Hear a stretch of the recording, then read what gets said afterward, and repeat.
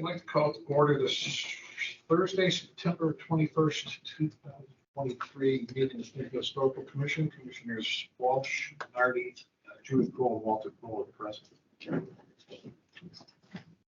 We have no. Okay, just as I usually start, you know that we are you have to have 4 yes votes for anyone. We're a quorum of the committee itself, not a quorum of those present. So you can see we only have 4 right now. So anything that everything has to have all 4 commissioner approval to pass. So let's see. Any other questions? No, I'll just put it up there. Most every face here I've seen once before. So that's good. Okay, let me call first, continue the 21 Buckingham Place. There's no one here. It's just no one here. The owner's not here, but he did a site visit, so let's talk about this one. It's just, she gave us the information to replace the front door. And now it's spread out the new door. And I believe from our site visit, but correct me if I'm wrong, 2 of there. We both of it, yes. I think we found that adequate what she was going to do. So.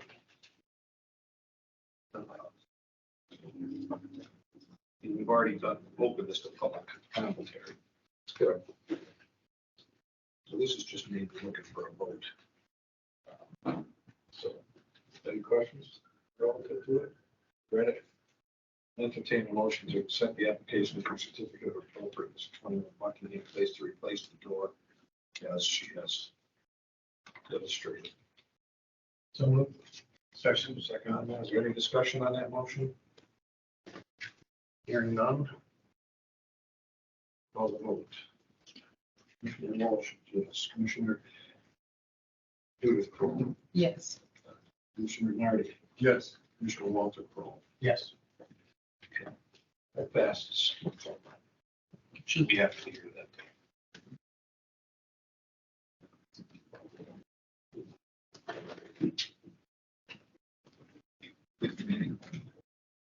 In 21 Mountain.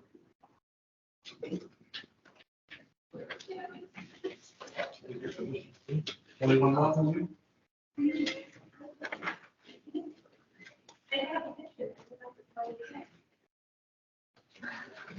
So the petition didn't contact me to state that they wouldn't be here, so I don't know if you want to move it down the agenda, come back to it. No one's here for 21 Mountain View? Okay. Hello, everybody. Yeah, from 21 Mountain View. Okay. Okay. You brought us 21 Mountain View? Yeah. So, Are you at 21 Mountain View? well, we live on Mountain View Street, and 21 Mountain View has been doing some things that aren't consistent with the historical integrity of the house. Well, that's not quite what we're here to discuss, but hold on to that thought, because we have to wait until the petitioners are actually here to go over what is in front of us. If it's not on the application or something, we don't, the public is allowed to speak at a time, so hold that thought. But we're not going to touch that until the petitioners are here to answer questions for us. It will be helpful. Okay. But if you have information, you can feel free to email me. Right. I mean, you'll be heard today if they come and we do. If no one shows up, we won't be able to do anything on that application. But you will have a chance to speak. I'll take your email. Yeah. You want to give that to them? Yeah. I'm doing that. Okay, 136 Baldwin Street. You need to take your name and address for the record. Michael Wiseman, owner, 136 Bowden Street, Springfield.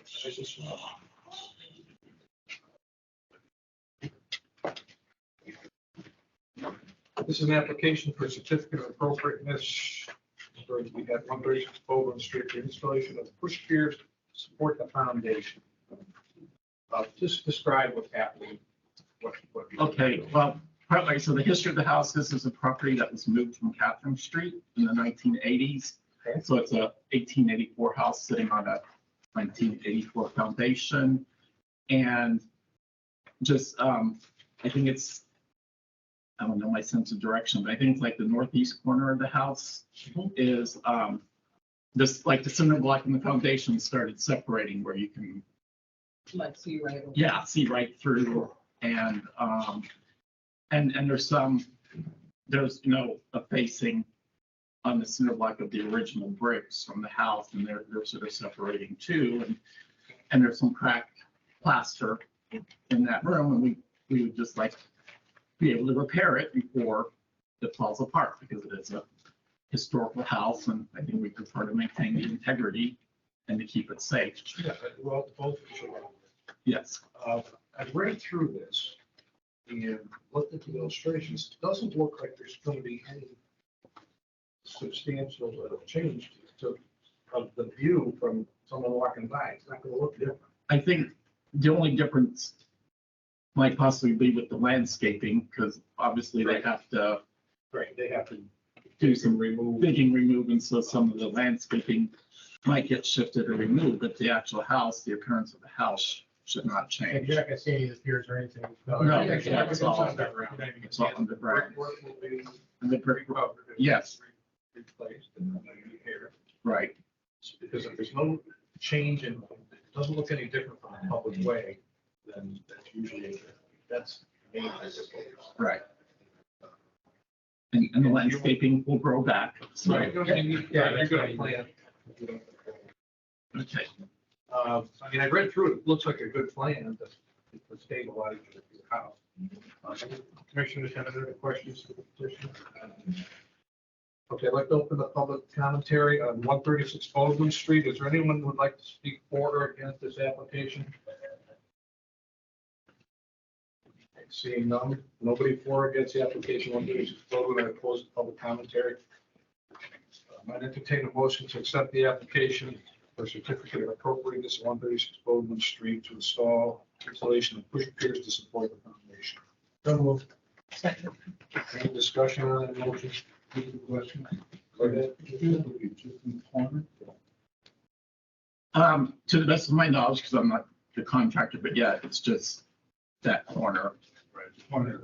The corner it's falling in, they're not gonna do every corner, because it's not an issue in every corner. And I only have point. Meeting was Michael, yes. on the application. It says, Well, he's my partner, my husband. Okay, but that's also even more. Yeah, yeah. We can't, we only vote. Yes. I did catch that. Good catch. But you're entitled to speak about it. Okay, I mean, we do have the issues. yes. Any other questions? Any discussion on the motion? So we call the vote. Commissioner Nardi? Yes. Commissioner Judith Kroll? Yes. Commissioner Walter Kroll? Yes. Commissioner Walters, yes. There you go. Okay, thank you very much.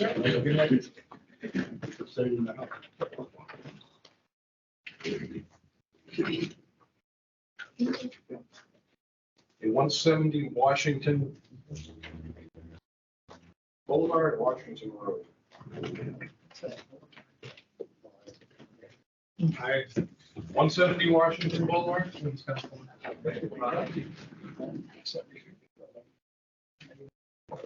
Hello, my name is DJ O'Connor. I'm in Massachusetts because of my work. I'm not the building owner or the patient in the house.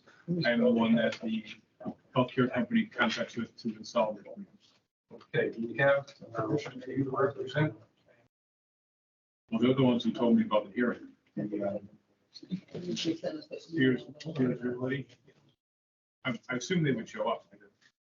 Okay, let me just see what you have there. I'm not seeing it.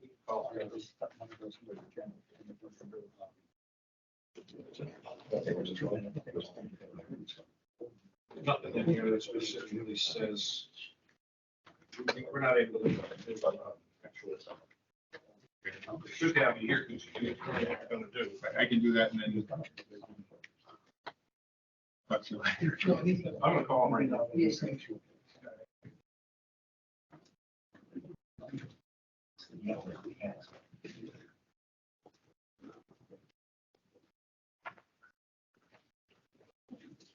Oops, I got his number right here. Maybe I don't.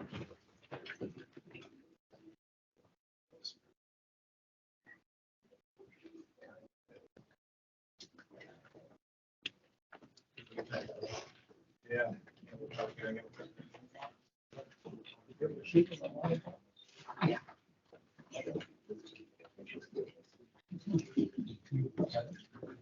You have this number?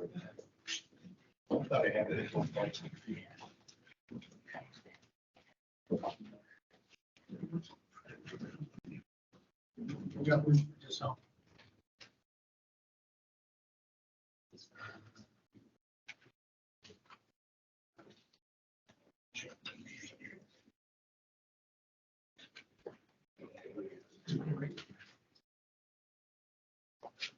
Nine, 6, 3.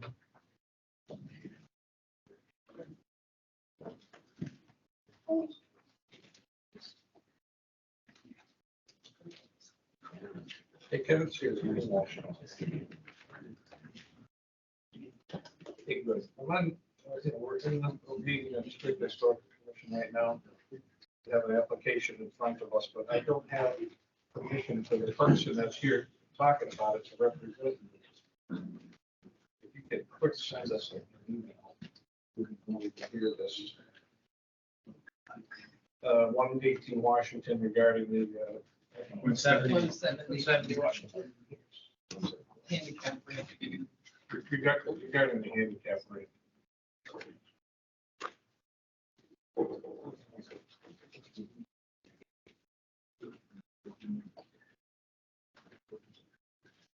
Well, hey,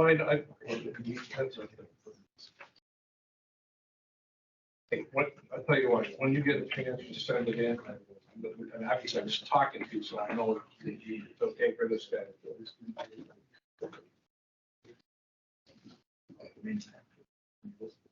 Okay.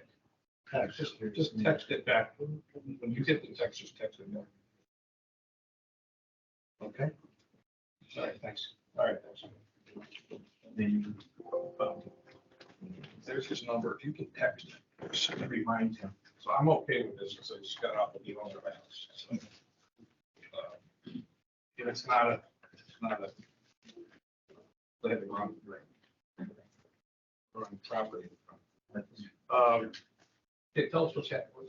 Just tell us what's going on. So Mass Surgical Supply is one of the vendors for Commonwealth Care Alliance, and they offer healthcare to people with special needs. And this particular patient is wheelchair bound in a house that has stairs in front. Yeah. And can't get out for her medical appointments and such. And we put hundreds of these in. They are temporary. There's no footings need to be put in or anything like that. We have an 800-pound weight capacity just on the frame of themselves and made out of aluminum. Yeah. So there is the drawing there. It comes off the front steps, and half the front steps to the lower half are still accessible for the other party that was in the house. And then it goes down towards the sidewalk to a platform where it's a 90-degree right turn if you're looking along Washington Boulevard, and then to a landing pad so the patient can actually wheel off of the lawn, lands on the lawn, not on the sidewalk, and then wheels onto the sidewalk so they can leave the home, have access for medical appointments and emergencies and such. Commissioners have any questions? The structure itself, and so that we don't have to attach it. We put 2 screws onto the porch into what's to hold it in place, just in case somebody hits it or something. But those are the only things that weighs enough so it just sits on the feet, and that's all that it is to it.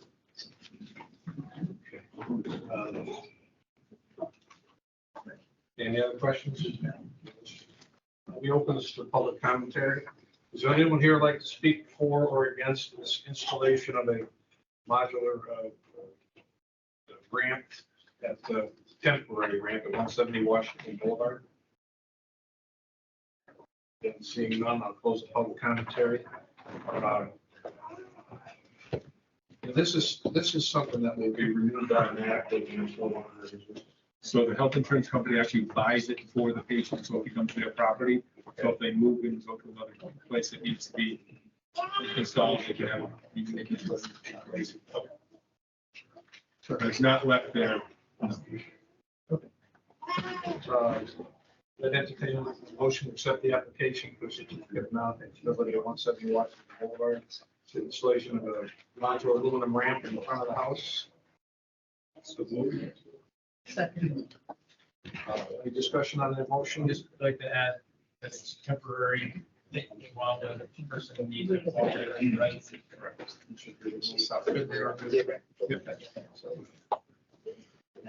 Time frame on this. I'd be open to work. Just standard policy is what we have it right. Well, this work becomes, anything, but this is a landlord has. I don't want it to be over. Well, that's why it's temporary. All right, that's.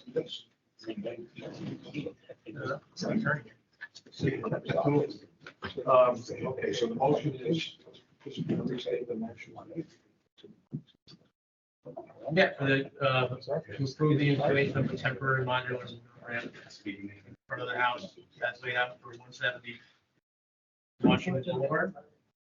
Be removed on the tenant vacation. Okay. Do you recall the vote? Commissioner David Cole, Yes. Commissioner Walter Cole. Yeah. Commissioner Walsh, yes. Yes. Okay. Thank you very much. We're gonna go slightly out of line here. Something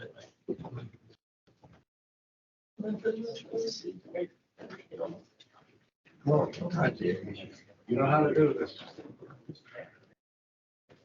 Anything else? Robert Suchak, 365 Tiffany. Ken Shea, 389 Traffic Road. Gentlemen, tell us what's up. All right, so we ran into a little issue, as you guys know. Someone wanted to do their, so they could historical districts, and they just did it themselves. And so that was, the city council did not like that. So we found a way to go around that problem. Yeah, so let me, first off, the Historic Commission years ago had its own budget, probably back before the control board was in. And so you would be able to take funds from that budget if you had to spend money. And I think the biggest thing you run into is under 40C when you've got to do a historical study. If someone wants to make a historic district, that's what, we're doing it one way and all of a sudden we ran into a problem. So if that were to come up again and the agency or someone came in and wanted to have a study done to see if they were going to create a historic district, and I use that because that's probably the most common. You have the absolute right to say, all right, you want that study done? Let us know what it's going to cost. Bring us a check for that amount of money, payable to the city of Springfield. And then that money would come into the city. You would go and do the study and they would have paid for it. It would be your study that's being done. So the issue is, do you have a right to charge for services that you have to render that would cost money, cost the commission money? And you have that right. I mean, you could even, if you want to go to a conference, if they had a conference of historical commissions around the state, you could get funds to do that also. The city will give you on the budget, but you have the right to charge, to have anything that you need to do to carry out your legal obligations, to charge the person that is requesting that service. Okay? Well, that covers more ground than what we just did. That covers anything. Right, yeah, absolutely. But wouldn't it have to be, wouldn't we have to determine specifically what anything might be and what it might cost ahead of time? I think what would probably, the way it would probably occur is, let's say Group A comes in and says, hey, we're looking at property X, and we'd like to have that property made a historic district. your obligation under chapter, I think it's 40C, is that the historic commission is required to do a study. You folks out. So to do that study is obviously going to cost money. So the individuals that want to have a historic district bring you what that cost is going to be. They pay that into the city, and then you hire an agency to do it, or if you know the agency and what they're going to charge, you say, this is what the agency, this is what it's going to cost us to do that study. We need $2,000. Well, I'm making this number. I got you. Okay? Once we've received that money, because we're not going to take it on credit, and that money's paid into the city, you hire the vendor and you get the study done. And it's done for the purpose of the historic commission. It's your study, it's your job, and it's all independent, done by this commission, and then. Yes, Okay, so we're required to do it, we can charge for it, yes. but because it becomes part of the public funds, two things. One is we should determine who is going to do the study. And we may have to ask for more than 3 proposals in order to make sure we're getting. Yes, you would follow that procedure. It's I over would say 10 that it's is over the procedure. 10 and 25, you need to be, Right. but You understand that? You have to follow the RFP procedures for the city. Right, because it's controversial. We have So you have to have at least, We have to interview them. I mean, if there's only one agency, I mean, then there's a requirement under that will let you deal with that, but there's probably more than one, and you probably want to get, and you're probably looking for agencies that you understand the quality of the work they do and all that kind of, all that would be followed. But I think the concern was, can we even do this? And you absolutely can. That wasn't my major concern. Charge for it. What constitutes a, A report, but we can't get into that today. But all we're determining today is that when we do have a report, it's something that can be charged. right? okay. No, we're talking about in general. Policy, the policy. We're talking about policy. Right. Right. I just have one other question. So am I hearing that any citizen of the city saying, why should we report we're going to pay for it?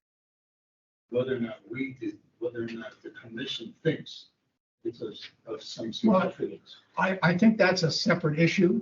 And if that were to come up and some character walked in, hey, I want this to be a character.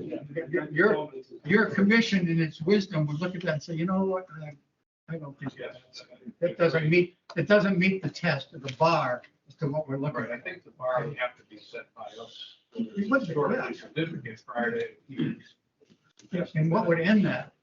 When you tell them they gotta come up with some cash, I think that would go away. So I don't think you got too many, but yes, yes.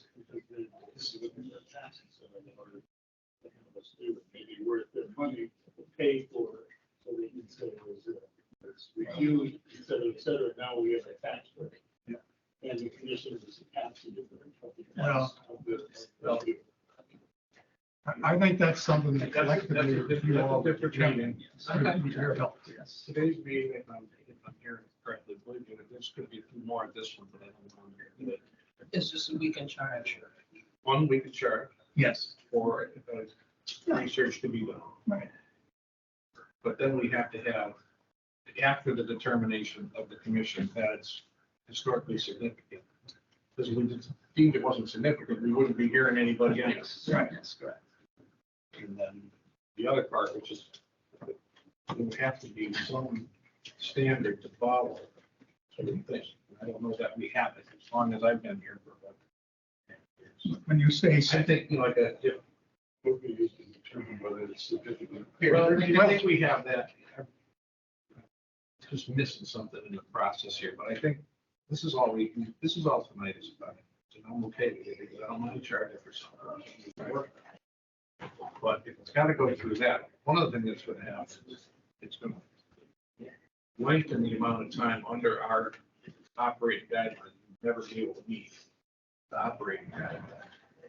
Doesn't, I'm going to bring it up only because we have to change something. if we don't, if someone puts an application, it's 60 days, they don't respond, it's their answer, give them an answer in 60 days, they automatically. It waves it through.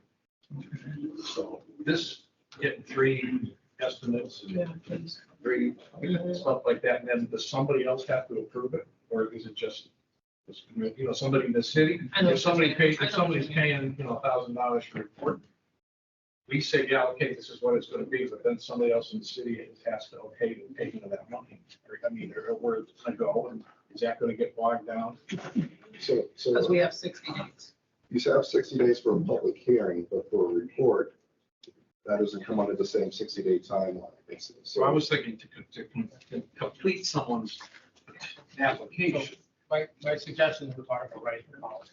Yes. Right. So we're probably not gonna do that tonight. No, we're not. Because there's a lot, we gotta make sure what we usually do, the Yes. guidelines that we have today. If this comes up, Right, we're gonna need a one-page policy. but we can entertain a motion to, Well, it's part of it. right, to have a policy that to charge Charge for. fees for creating a local historic district. Oh, you just make a motion? No, I just made a motion. You just did? Yeah. Second. Hold on, no discussion on that.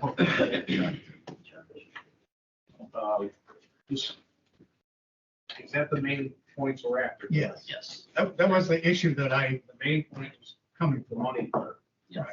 That's it. The rest of it is your policies that you will develop and Yeah. you work with you on that. Okay. That in here somewhere. It's discussion number 4 under other matters. Charging fees for creating. Oh, there it is, right there. Okay, so the motion is, did you restate the motion? Yes, I move that we accept charging fees for creating local historic districts and preservation agreement reports as outlined by Attorney Shea. But we don't have that. But we don't have an outline of you writing. No. On this that's attached to this. Oh, I thought we had. Okay, let me just, I just want to make this motion a little clearer. We will be charged. And develop these.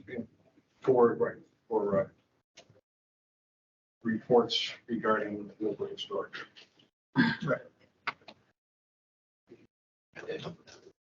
So that's the motions. Is there a second on that motion? Second. Is there any discussion on the motion? Okay. Commissioner Walter. Yes. Commissioner Walsh, yes. Commissioner Alnard. Yes. Commissioner. Yes. Okay, so we have, okay, the motion that we charging for.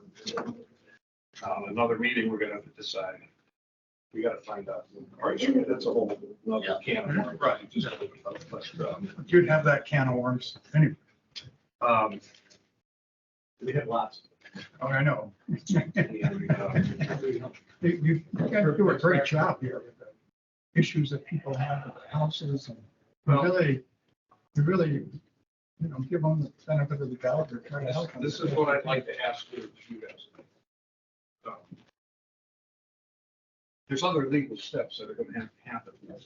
So I want you to bring them, bring them to us. I don't think as a commission, we can put together a legal process behind this. But the steps have to be taken by. Okay, so. Okay. So, but that's it for today. I'm happy to have that one done, so Right. we will be able to take the knowledge and publicize. And we're here, If anything you need, we'll. they're coming for a get for you. report, Okay. we have to send it out, have it done. Right. Okay. I'm Okay, good with thank you. that. Thank you. Thank you, Yeah. guys. Thank you. Okay.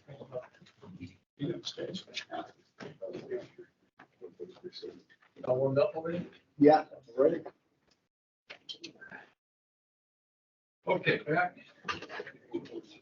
443 State Street.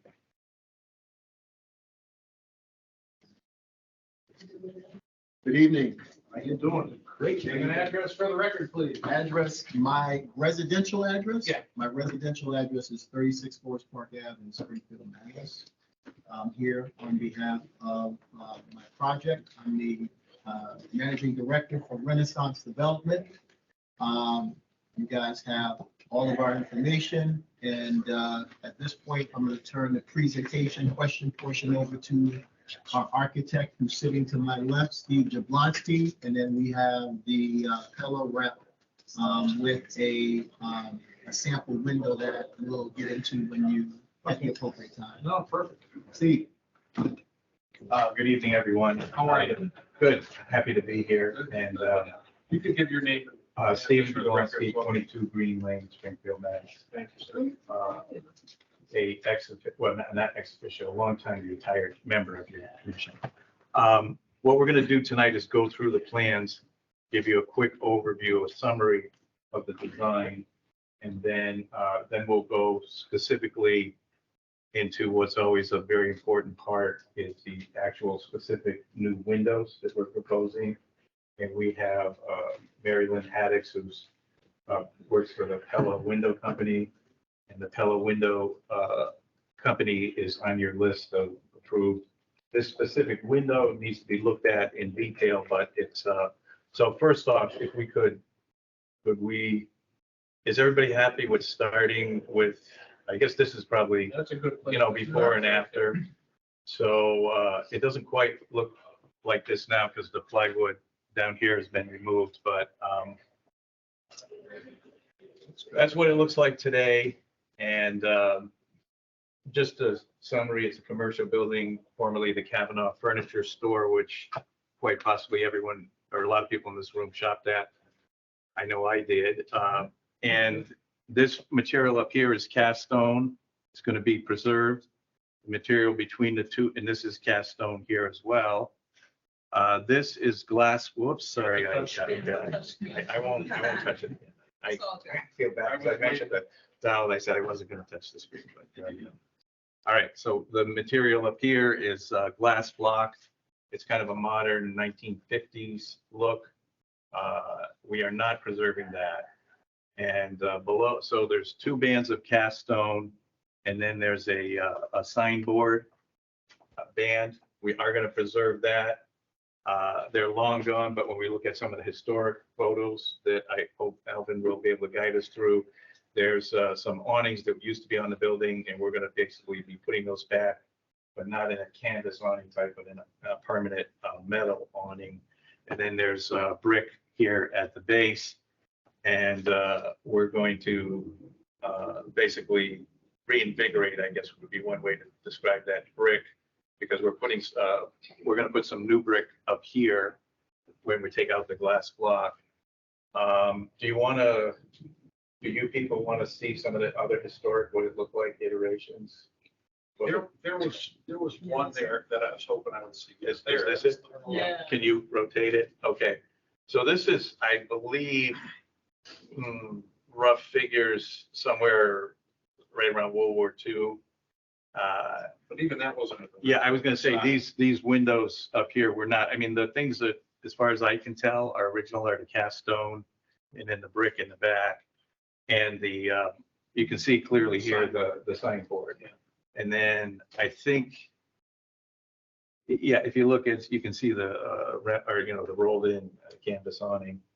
So the main rationale that we're going to explain is that this is not a historic rehab of a George Washington slept here type of building. This is he might have slept. It wasn't built. So anyway. I think a lot of us slept there with no bedding that they were. Well, there we go. Yeah, that's We right. did some trying on that.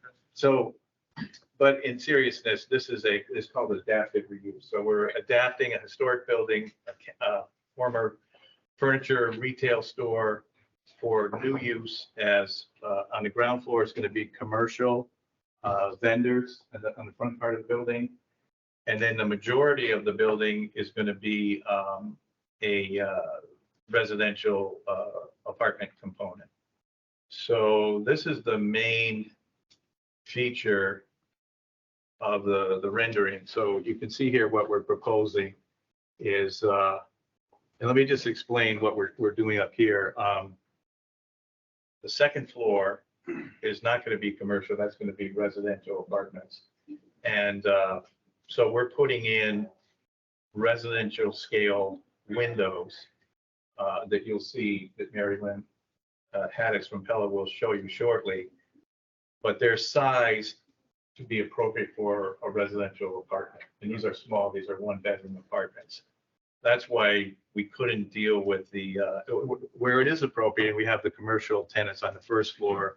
We're keeping the look of the original storefront window with the 3 metal awnings and even some of the signage that would have been appropriate for the, and this is the signboard right here that's going to be preserved. We are going with a new color scheme in terms of the brick that you can see here on the front, because we decided that, well, even if you look the way the original building was built, the front part was always kind of very different from the rest of it. And so we've picked, the cast stone is going to be saved and cleaned, and the parts that are missing that you saw were kind of like missing teeth and a smile, all going to be infilled. And then it's going to be washed and possibly coated so that the cast stone I'm talking about, which are these elements here, so that that'll be kind of brought back to its original form. But then the brick has been selected to harmonize with the cast stone as well. And then the darker brick is to contrast. Couple things to remember when you drive up there, or some of you were on the commission or at the meeting.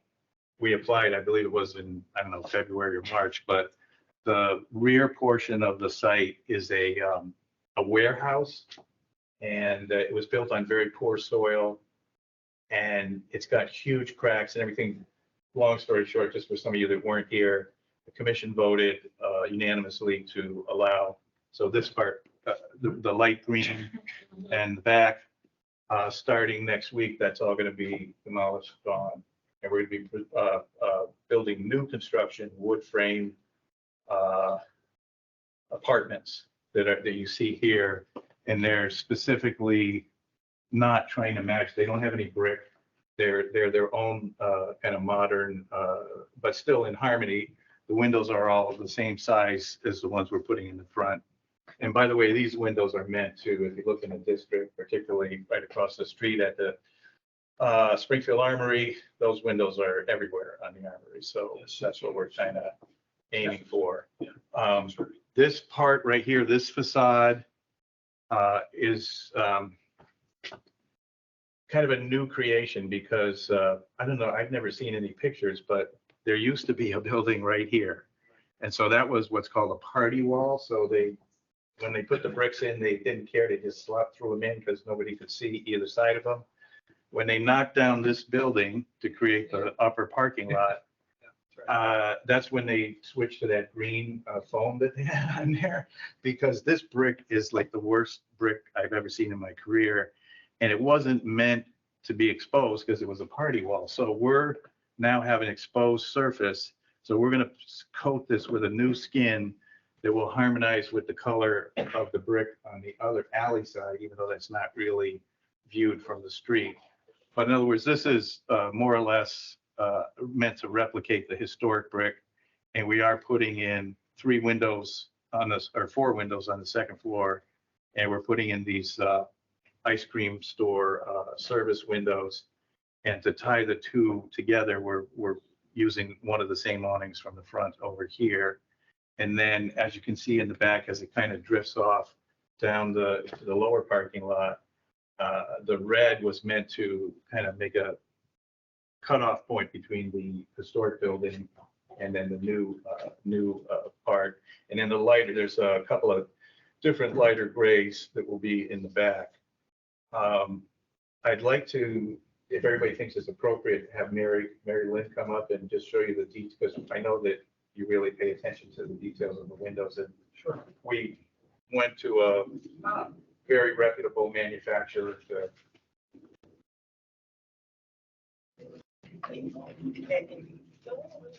Hi there. You want to put it right up on? Just put it right up there. Is that okay? Sure. All I can help you right. with one. We know it's gonna be. Hey, everybody. Do you want to? Okay, Mary, we have a little humor here. Don't make me down like, So this is what you're gonna see from State Street. Except it's gonna be 801. Correct. Correct. But it will be more or less that color, right? And there is a actually that color, Black. it's a little shaded too. Yep. That's good. Yep, we're looking at black exterior, black interior, and it does have the simulated light dividers that you're looking for with the spacers in between. So that looks good to you? You just give your name and address, please. Sure. Mary Lynn Haddix, 11 Regina Road, Vernon, Connecticut. Excellent. Uh-huh. Questions? Any questions? I think you're all set. Oh, you don't want to sit down? Well, yeah, you can leave it up there for a second, because I think another point that I want to make is that by the building code, the city of Springfield has adopted this stretch building code, and so they're requiring this, it's called HERS rating. It's a aggressive energy analysis, and this window helps us because it's extremely well insulated, it's well built.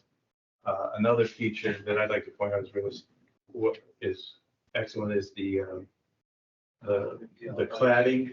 Does this one have aluminum cladding? Yeah. Okay, so this is an aluminum cladding on the outside, so that this is basically, built for the ages.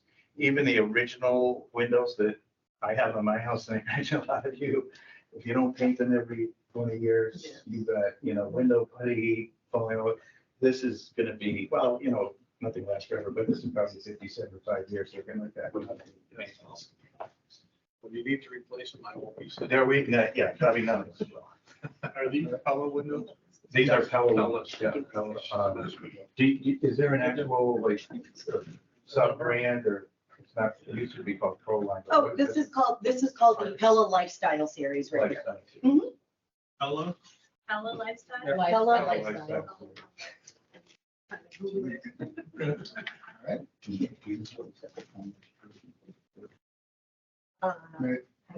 I didn't see the.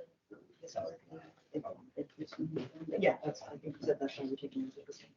Okay.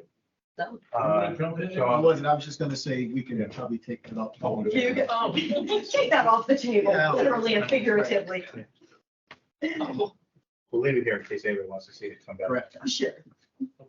We're ready for any questions. to clarify or- Commissioners, any questions? It'd be good to get the official color, if it's got a model number. Yep. Yeah. No, I mean, it's okay. I might need as well, but just for. We need them all. Yep. Yeah, We you should got get it. that to- Should we get that to Alvin? Yeah. Email that? Yep, we'll do that tomorrow. Yep. I'm sorry. You have the cones on. Go ahead. Just it's a kind of a minor point, but, when you look at closely at these new windows, there's a thing called, so this is the actual window, but then the brick is like where my hands are right now. And the space between where my hands are and the window is called a brick molding. And Pella manufactures custom, made out of aluminum, baked enamel, same finish, brick molding. And we're gonna do that on all the windows that are inserted into masonry. Back here, these windows are gonna be trimmed out in the hardy plank, wood type of material. Any questions from commissioners? On the facade, are you going to, it still says Kavanaugh on there. On the existing. It does. Yeah, that's coming out. Yeah, our intention is to, Well, I thought about that after seeing it. I thought, So what's gonna happen with the signage is Yeah. basically now, are you talking about that right there? I'm talking This- about that right there. I'm wondering why that doesn't stay as a historic accent. Yeah, because well, here's what I'll tell you. I know that that whole cast iron is in rough shape. cast stone. Cast stone is in rough shape. And so when we get it cleaned up and we get it repaired in the areas that it needs to, and then we go over it, we're gonna have like some type of surface covering. I don't know if that will still come through or not. Well, it's not a make or break for me. but Right. I thought, I mean, that's a historic detail to a building that everybody knew was that building. Yep. would be It would be a nice. It would be okay. if Yeah, it was I mean, if we can do it, standard. yeah. That's the only question I have. Is that, I actually think it's a good plan, a nice plan for that area. How many units of housing? 35. 35. 30 Most of them are- one-bedrooms and 3 two-bedrooms. And retail on the first one. Retail on the first floor is 10,000 square feet and 8,600 of it is committed already. 84, I'm sorry, it's about 1,700 square feet, unleased at this point. Anything else you want to add before I open up for public commentary? I think that's it. You good? Okay, I'd like to open this up for public commentary. Does anyone here like to speak for or against this application for certificate of appropriateness for the renovation of 443 State Street? Yeah, I'd like to speak for it. I would like to. Harry, come out there. Yes, I'm sorry. Harry Seymour, 68 Washington Road in Springfield. And I would like to speak for it. I think Mary Lynn has been here before, and I think that this is an excellent window, and I think it would be really, really nice in the building. Okay, thank you. Anybody else for or against this? Name and address for the record. And go ahead. Oh, Cameron Crocco, 24 Mountain View Street, Springfield. Okay. And I'm for it. I think that it's a wonderful idea. I did have one inquiry, and that was for the residential units. I understand that Massachusetts has some low-income programs that are income-based for new developments to enable families to be able to rent units. And I just wondered if this project had partnered with any of those organizations. Well, that's not on our agenda. You could answer quickly if it was Yeah. so. Yes, the answer was yes. And I can give you the details offline. Yeah. Okay, yeah, that would be great. I appreciate that. Thanks for your time. Yeah, I mean, there are times I have to not. Yeah, no, I get it. That was an easy one to Right. answer, because we're only concerned with this, but thank you for asking, so we put it to know. I'm happy to hear that. Yeah. Any other for or against? Good. James Johnson, 78 Bowden, Sullivan McKnight, and I love that you guys are redoing the building. I'm excited, taking a piece of blight property, really changing the neighborhood. Thank you very much. Anybody else? Jose Claudio, 100 Second, and member of Develop Springfield. This is why we sold to the property, to the man, because he knows what he's doing. Excellent. All right. Anybody else? Okay, seeing none, I'm going to close the public commentary. All in favor? And entertain a motion to accept the application for certificate of appropriateness, 443 State Street, for the renovation of the front side of the 443 State Street. Repair, masonry, new windows, glass doors, new exterior coverings, and south side building. As we, well, we're not as we're looking now, but as we were. So move. Second. Okay, any discussion on that motion? Commissioner Walsh is yes. Commissioner Nardi? Yes. Commissioner Judith Kroll? Yes. Commissioner Walter Kroll? Yes. Okay, good to go. All right. Thank you very much. Thank you. Good project. Thank you.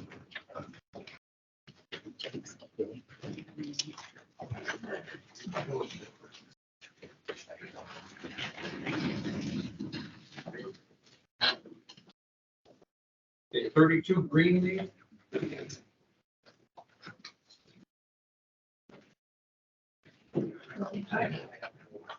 Your name and address for the record? My name is Leah Enriquez, and my address is 32 Greenleaf Street. It's an application for certificate of appropriateness to replace 7 windows on the front side of the house. Windows are visible, 6,000 vinyl, 1,250 pane with black exterior, no change in style.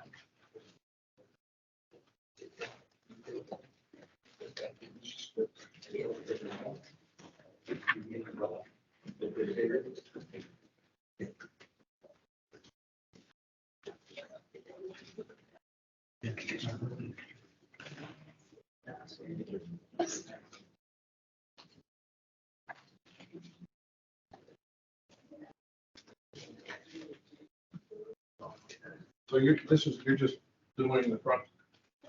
Yeah, 7, we're gonna do 7 windows. About 4 of them are broken. We moved in 2020. Some of them were painted shut, but some of them were actually replaced with plexiglass, rather than going through the whole process. So, but then a few of them on the front are actually like cracked, and you just have like with panels on the front of them. So we're just trying to find something to make sure it's, you know, safe and warm. Yeah. I'm just unsure, obviously, just owning the home now, if we truly need the black or not. The manufacturer, Window World wasn't sure because we didn't find the historical pictures, and that adds a significant cost piece. And also the exterior of all the other windows is white. I have no preference, but I mean, I just, Historic windows. Historic windows. right. We have had other colors go through, but I'm just wanted to check to see if the windows are acceptable. Might not be on the best, but I mean, you guys got to look at it on this week, they're looking at standards.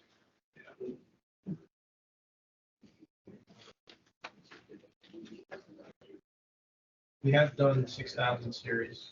I don't know if this is that.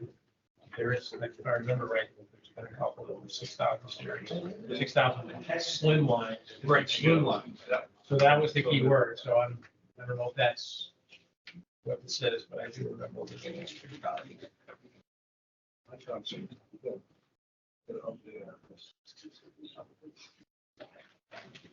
The reason for the slim difference is the windows we're looking for are, you see some vinyl windows, they just take all the glass.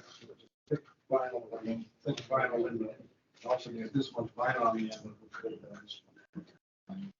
It sticks out as a bright, white, bold light. Less.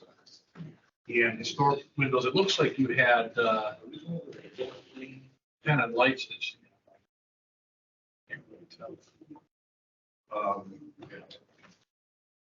Yeah, you might have noticed from the last window that we, although it does look like you just have 1/1s. Are all your windows 1/1s? They have a. There's no grid. No grid. Oh, That makes it easy. Yeah, that was nice.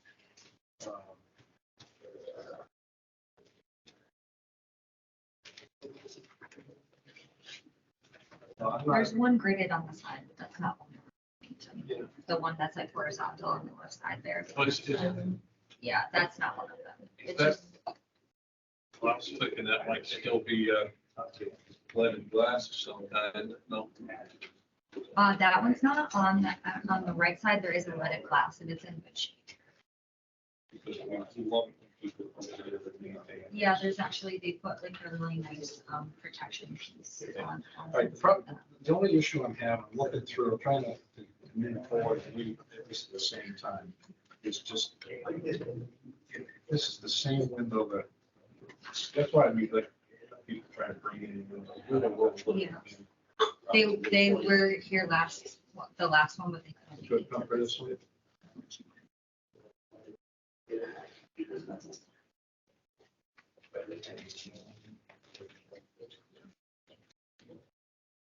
And then color.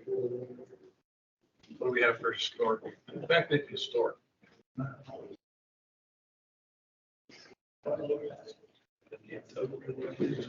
then on the left side. Tell it all.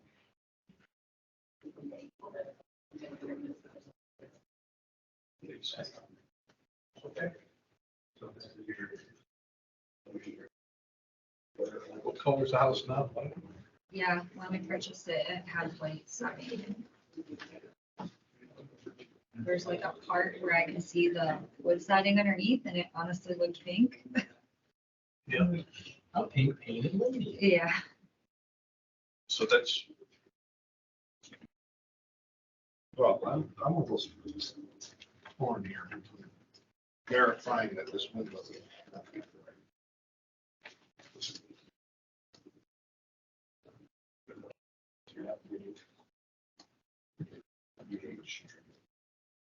EH is just for double on there. Look it up on their website. There's nothing about it. Are there any variations to the 6,000 on the site?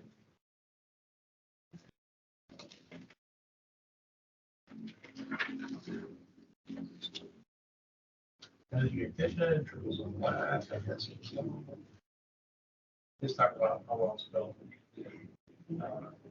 Beveled edge on the exterior, you know, that no added style.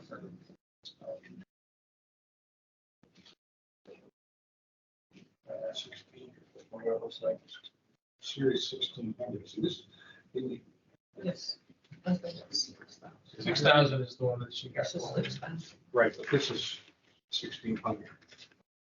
So these, Oh, it does. Right, this one's there? yeah, No, so it this- says 1650 double hung. It would say 6,000. 1600s and 1650s. So it's a different, what they have in their estimate, not the window you've asked for here. Oh, yeah, you're right. They filled all of that out for me. I know. Um, We see this is not unusual. Okay. It's not unusual.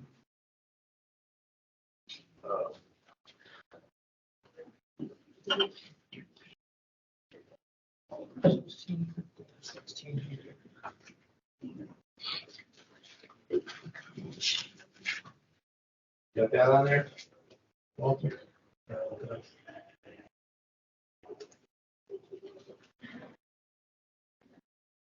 I remember the conversation being, there was the 4,000 series and the 6,000 series. The 6,000 series was more energy efficient, so that's why we went with that.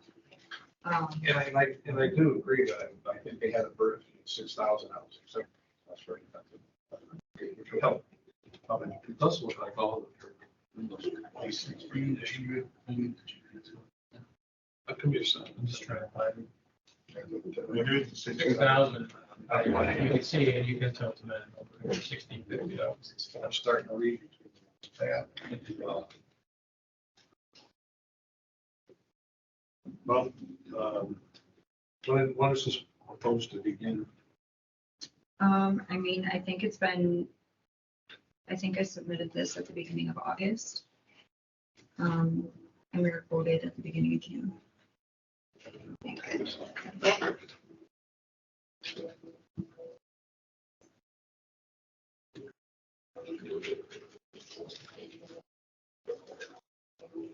I just know they said for the dark color window, it will take a couple months to get them in stock. And I was just worried about the winter. The application came in July 24. I'm looking at Window deliveries. Just notoriously awful. Yeah. Especially if you're having custom size. Mhm. I'll tell you 2 months, people told us a whole different story. Right. Or six. Yeah. I guess it's speeding up a little bit now. Hopefully you're going to get on the good side. Yeah, I hope so. Any commissioners have questions or issues here? I just don't know that we have enough information to. We got, the description in here is not the window that is in your application. Okay. And that is going to, I think, slow us down to at least 1 meeting. for the And next if we had one that was, if it was, and the one that we had for the previous meeting, Yeah, we're- anyway, it would be easier. With the building code saying that after 50 days of submission, it like being accepted, does that not apply to this situation? It sure does, and that's tomorrow. What happens is we just vote no. Okay. And we just don't move on it either. Okay. We have to just get another, resubmit it, another application, or you can agree to extend it to the next meeting. Sure. And I know it's inconvenient. Don't think it's not to us sometimes when we don't have a meeting. I know that people have been very frustrated with it. But this is frustrating to for you outside. Hey, do we have a list of previous windows? There's some of them here. As I said, we've a couple of the newer ones that came in with those low. Because the 6,000, we've approved in the past. Just, Right. I don't know about this one model, if that's part of that or not. So we could approve, so what you might be suggesting we might approve a 6,000. I'm saying we might have already approved the No, I mean, 6,000 if that we can reference. Right. But if this was at 6,000, what we were looking at would be to 6,000, we'd be okay with it. Yes, because we've approved those before, so. So the discrepancy between what the quote was saying and what the information Right. provided is the. Right. Change it to 6,000, so it's DH final, but the actual specific, you're saying it's 1650. to the front of the end. Right.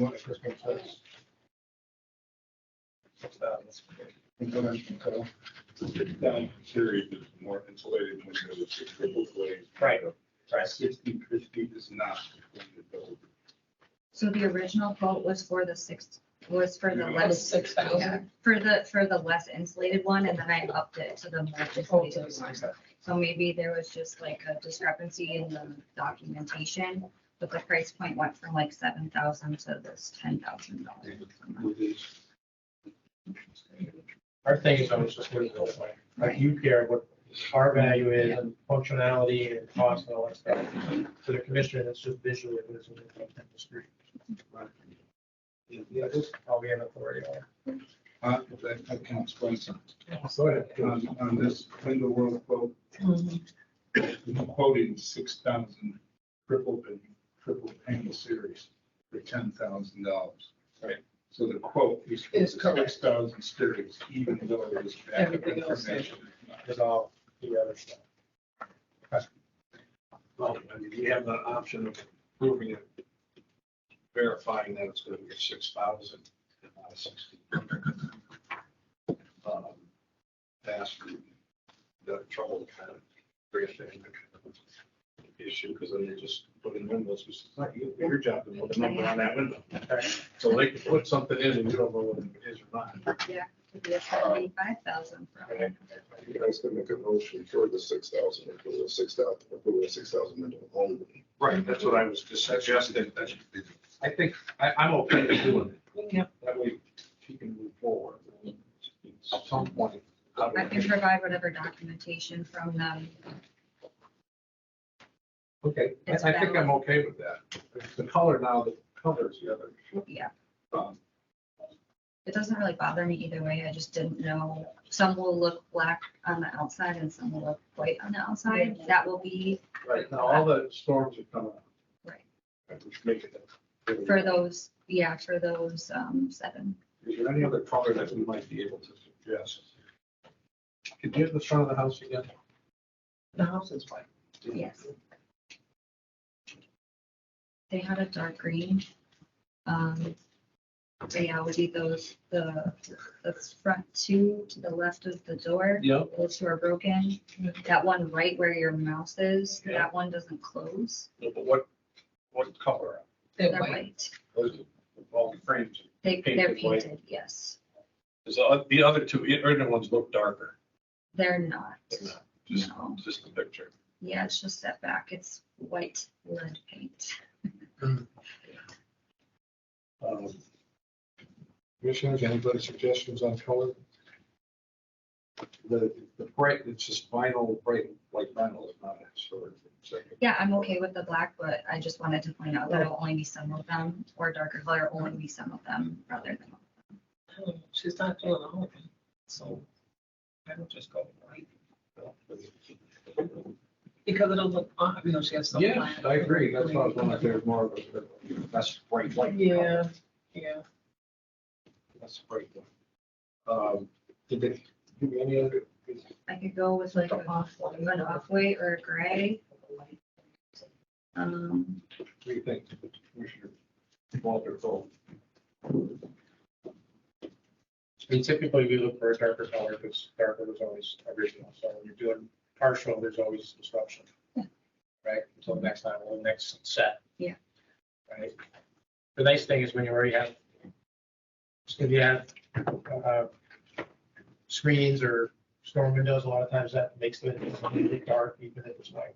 Because you could shadow it. Right. Which makes it look darker anyway. And the other ones will keep the storms. And because it's first floor, you're gonna do the 7 on the first floor. It's just the 4 on this side. There's Yeah. 2 on the other side. So those upstairs. are all gonna look dark anyway because of the porch overhangs. Okay. Any other questions? Okay, I'm gonna open this to public commentary. Is there anyone here that would like to speak for or against this application for certificate of appropriateness of 32 Greenway to install, replace 7 windows in the front, windows that are window world 6,000 series vinyl, double on triple pane black exterior, with no change in size. Anybody for or against? Okay, seeing none. I'll close the public commentary. I entertain a motion to accept the application for certificate of appropriateness of 2032 Greenleaf. Replacement of 7 windows on the front side facade of the house. Windows are Window World 6000 series vinyl double hung triple pane. And black exterior with no change in size. Black exterior or? Well, that's what I'm suggesting the motion should say. Did you say 6,000 series only? Yes. Okay. And did you say a color? I said He black. said black. There's a second on that motion? If somebody make the. So No, second discussion on it. Let's we can discuss color. Everything else is, the motion is sufficient, I think. The color is up to discussion. Walter, you're okay with the black? It's kind of mainstay, right? So. It is. Here we go. I think the black works pretty well in this particular instance because it will show the detail of the window against the brightness of the house. They're spending so much money, it's a nice idea. Yeah, white on white, you'll get black, you'll get a nice trim. Any other discussion on the motion? Hearing none. Okay, Commissioner Rinaldi.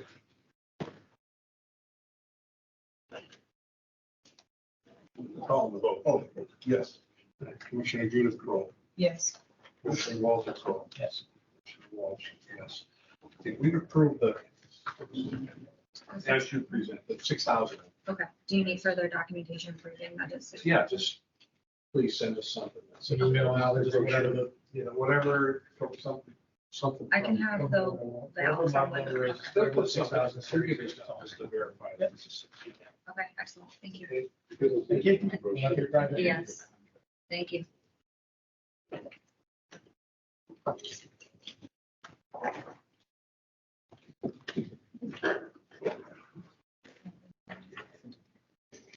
'98 Bellevue.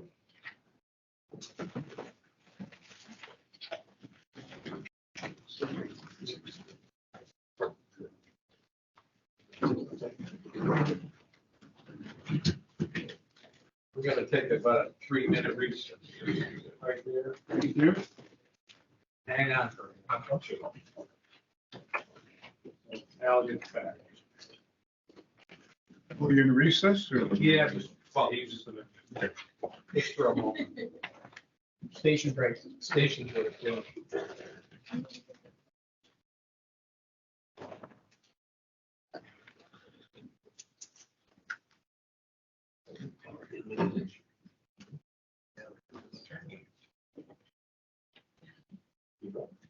You just, second, we said reasons.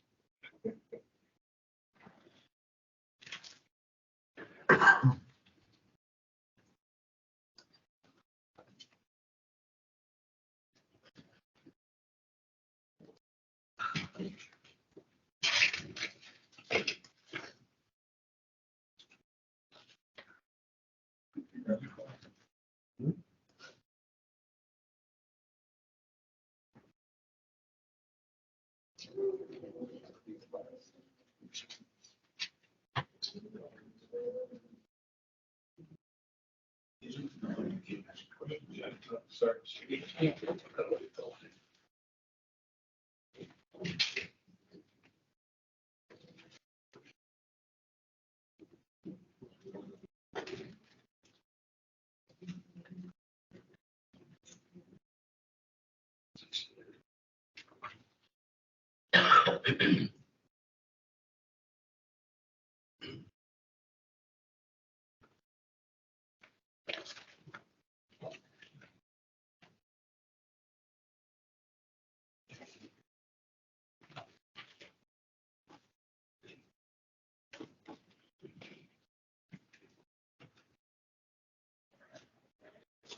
Okay, we're back. So good evening to all. Name and address for the record. My name is Charles Dayfry. I'm a new owner and resident of Springfield with 98 Bellevue, which we bought in July. We're currently and have been for 2 or 3 months rehabilitating a certain number of interior facilities, and among that is the 3rd floor. So, as a preface, I'd like to thank Mr. Allen for the help that he afforded me and guidance in putting together this application, because I'm new to historic housing and new to Springfield, currently in Providence. We've rehabilitated the 3rd floor, which apparently has been closed for I don't know how many generations. This is a 1914 house. And so we've redone walls, floors, electrical to a certain extent, but there are 7 windows. This is the front of the house that you see, the photo that I provided Mr. Allen. There are a total of 7 windows, and they're all severely deteriorated to the point where panes are falling out of the wooden framing, etc. 3 windows facing the street, which was the first photo we saw. Yeah, there they are. And then 2 facing the right-hand neighbor and 2 facing the left-hand neighbor. And they're all identical. They're identical windows, that double hung sash windows from back in the day. Yeah. And the wood is rotted, seriously rotted, and many of the panes are broken. It's just a sad deterioration of the windows. So we're proposing to replace them with Harvey windows, which are custom made to the size and style of the existing windows. There are no alterations proposed, no alterations whatsoever structurally. With the same dimension, the same style, same number of panes, etc. Simply they're vinyl, and they are of the same color, which Harvey calls bronze, as the windows which are currently on the house. That's the proposition. Okay. They're Energy Star certified. They're double pane. This will allow us to put the 3rd floor back in order.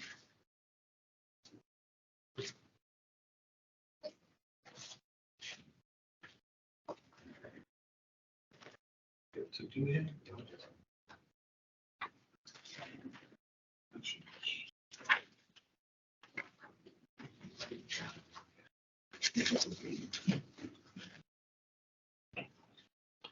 I meant like the convention of mine. We don't have an illustration. Do you have? I don't have one. You don't have. So, you see somebody back, but I know someone's here with a window for you. The actual window? No. Like the other. I didn't come and cook with the window. Well, they have demo. The part that I'm determined by this, although everything seems to be in order to me, is that one of the things is, I guess, explaining about when they do vinyl, and it's just so wide, it sticks out as bright. Obviously, the painting that you got in different color is how that sill sits down on the bottom. You know, if you get 2.5 inches of vinyl and it sits into that, it's not historic and some of the acceptable windows. But I can't tell by what's here is how that sits, because apartments create windows that they make historically appropriate windows. Into the existing frame, you mean? You have to sit down low against the sill instead of having a big.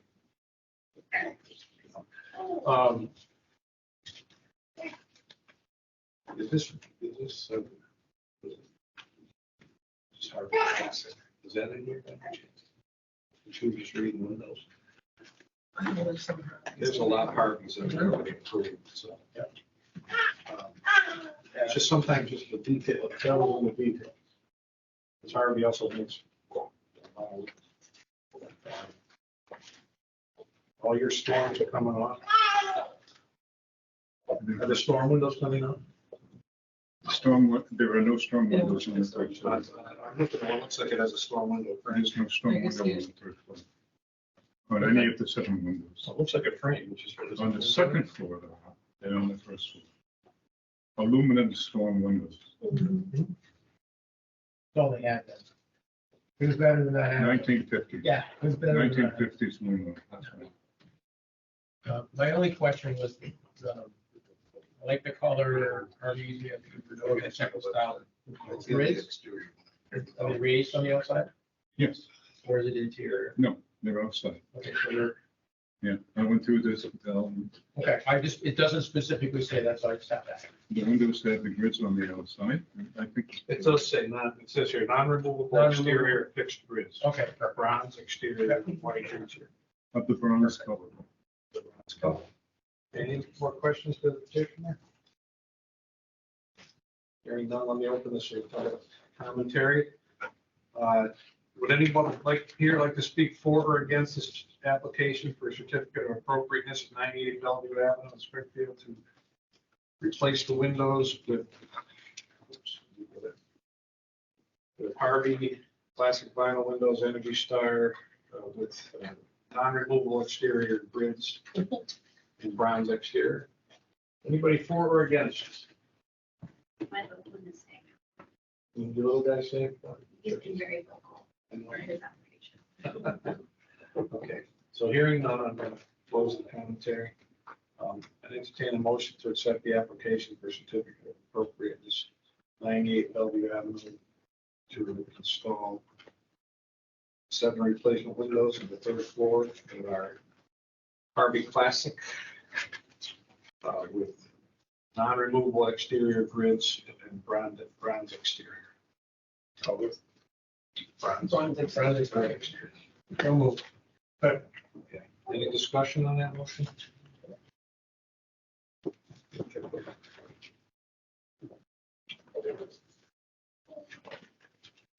And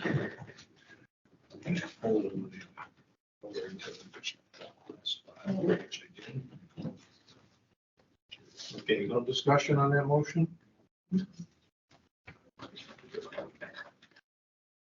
Okay. Commissioner Judith Kroll, Yes. Commissioner Walter Kroll, Yes. Commissioner Nardi. Yes. Okay, we'll approve those. Thank you. Their 3rd floor, so that the one of those issues I was just talking about was less visible from the street. If you go to replace lower ones, get an example. They give you a little bigger Yep. corner Okay. piece Sure. that you can bring. Yeah, given the estimates we have, You know, I understand I won't be doing that. Not too often. It's about the same price as Yeah, I saw that cost for those windows. That's not, Yeah. that's a lot. But they can give you those. The lower, the more visible they are, the more, if somebody's looking up for 3rd floor, it's 1 inch. The next time we meet, I'll have the windows. Yeah, that would be awesome. But you're okay for those top ones. Thank you Love very you, much. Roger. Thank you. It's nice to meet you all. Thank you.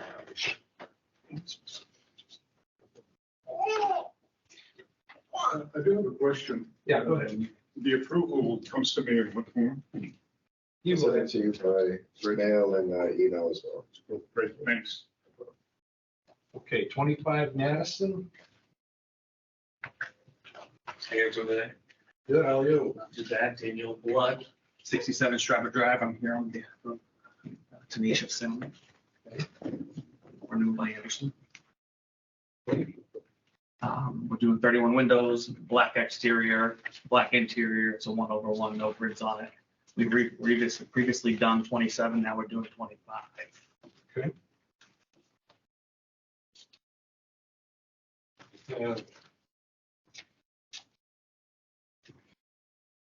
Representative, okay, I can use that.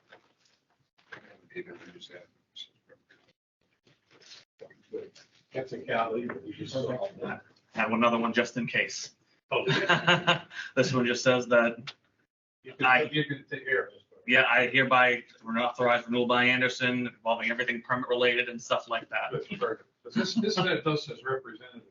If it didn't say that, I think I would have to ask you for that. Of course. But good, you came prepared. Okay, tell us, just give us the lowdown on the windows. And Perfect. Yeah, there are wood composite windows. Yeah. Beautiful, mortise and tenon joints on them, of course, thin frames because it's the wood composite material, so it's a lot stronger than plastic is, so you have a nice thin frames on them. They do have actually, I mean, we did the other side, so if it's easier for you, I can actually, we've done the other side before. So it's just to match the other side. And then we'd be removing the storm windows. But I figured that's the easiest way to. The easiest way. Perfect. And they sit low. Of course, made down to the 16th of an inch of opening to maximize glass. Every one of the summary says flat sill. Flat, so it's a beautiful thing. Well, you can see it, you already got. We make slope and flat, they just happen to be flat sills in the house. Okay, any other questions for the petitioner's representative? Hearing none, I open it up for public comment. That photo too. Send it to you. You can actually, if you Google 27 and 25 Madison, it comes right up, you get right off of Zillow. It's right, literally the main picture. But I can send it to you, it's no problem. Perfect, I can do that as well. Back to my public commentary here. Anybody here would like to speak for or against the application for certificate of appropriateness of 25 Madison Avenue, Springfield, to replace 31 windows with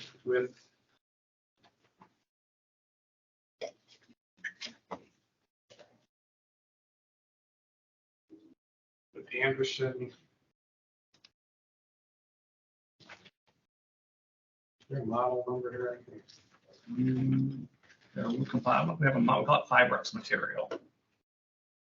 Let me say Anderson as contained in the packet. Okay, does anyone like to speak for or against this proposal? Yeah, seeing none. Close the public commentary. Entertain a motion to accept the application for certificate of appropriateness at 25 Madison Avenue to replace 31 windows with the Anderson. So, second. Discussion.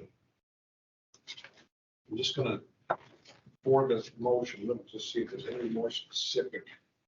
To match. Well, that's true. It is currently, yeah. There's gotta be something more I can say about that window there. It is our wood, it's the only one that Renewal by Anderson does of the line. So if you've approved Renewal by Anderson before, we only offer the wood composite Fibrex, that's Okay, it. let's just say the wood composite. This is wood composite. Motion is that. Seconded. Any discussion on the motion? Just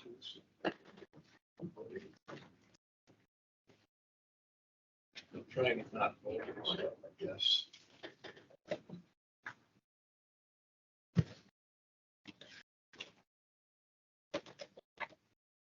Okay, where's the name? Commissioner Walter Crowe. Yes. Commissioner Walsh, yes. Commissioner Nardi. Yes. Commissioner Judith Crowe. Yes. Okay. Make it easy. Try. Well said. It's like the units Thank today. you. Good night.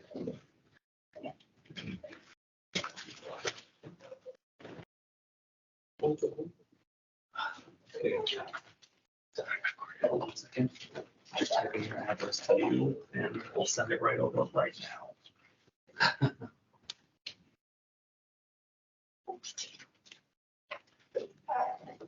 Okay, next is 34 Piney Woods Avenue.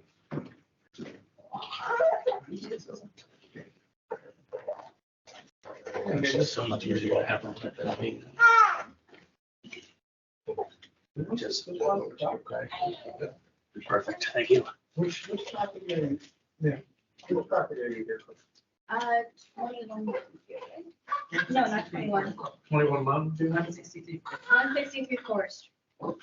Let's say we're in. And 21. Yes, so. Well, I'm messing it all up there. Okay, let's go see if I can. No objection or commission, maybe up a little bit, but just hang it. I would be obliged. If any finding makes out, and the property owner did not make it. We also did for the last meeting, but then didn't have a meeting, and it's now on vacation, so. Again, you did have the window that was on the approved list. Place your second floor on target, the test of windows, plan and business, and brick cabinets, so sheer non-threats outline, this one, the woman painted black. That's right. This is an approved window, acceptable grid panels, external grids, that's color black. So, we don't have anybody to speak to, let me ask public commentaries, right? Make sure you. Yeah, it is. Yeah, so, This is another one where it's 34 Pinewoods Avenue, and it's installation of windows. Here, sweep forward against this application for new Harvey windows. 34 Pinewoods. Seeing none, close the public commentary. I will entertain a motion to set the application for certificate of appropriateness at 34 Pinewoods Ave. The installation of Harvey Majestic windows, matching grid patterns, exterior mounted grids, colored black. Second. Thank you. Any discussion on the motion? Yeah, I'm going to call the vote. Commissioner Walsh, yes. Commissioner Al Nardi, Yes. Commissioner Judy Cole, Yes. Walter Cole. Yes.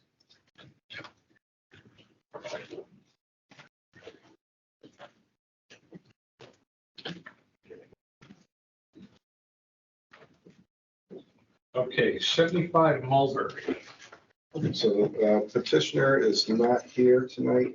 She did receive notification from the building commissioner, Steve Veselitz, that she could take down that her carriage house was damaged beyond repair, and it was basically an emergency demo, so she was given a waiver by the building commissioner. So that means we do what with it? There's nothing for us to do. That would be- We're just, this is, was handled outside of our, okay. That's pretty bad, okay. 80 Cornell. 80 Cornell?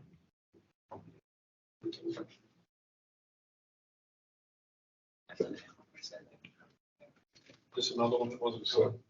So I'm not sure, if he didn't state to me, he said he couldn't make the last meeting, but I don't know about this meeting. However, his application is coming up under the deadline, and so you may want to, Well, we'll let we'll break to the end. Right, yeah, we'll just put 50 in the bottom here too.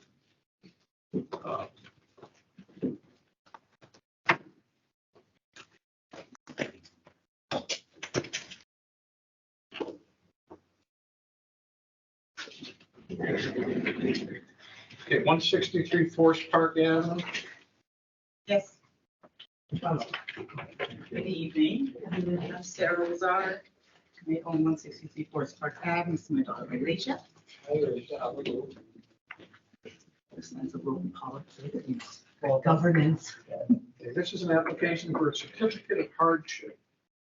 I was confused about the different certificates. I thought it was applicability, but then I was told that. Non-applicability? Yes, non-applicability. Thank you. That's why I checked first, but. Okay, this is, let me just read what your application is for. Remove rods from the wood white fence from the backyard of extension of the property line at the back of the garage, 15 Mountain View Street to Mountain View Street, Forest Park Ave, about 3 feet into the back of the house, it's fenced the house. Yeah. We have some.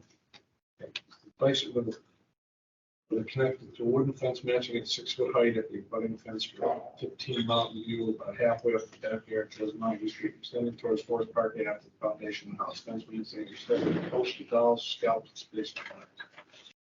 Okay.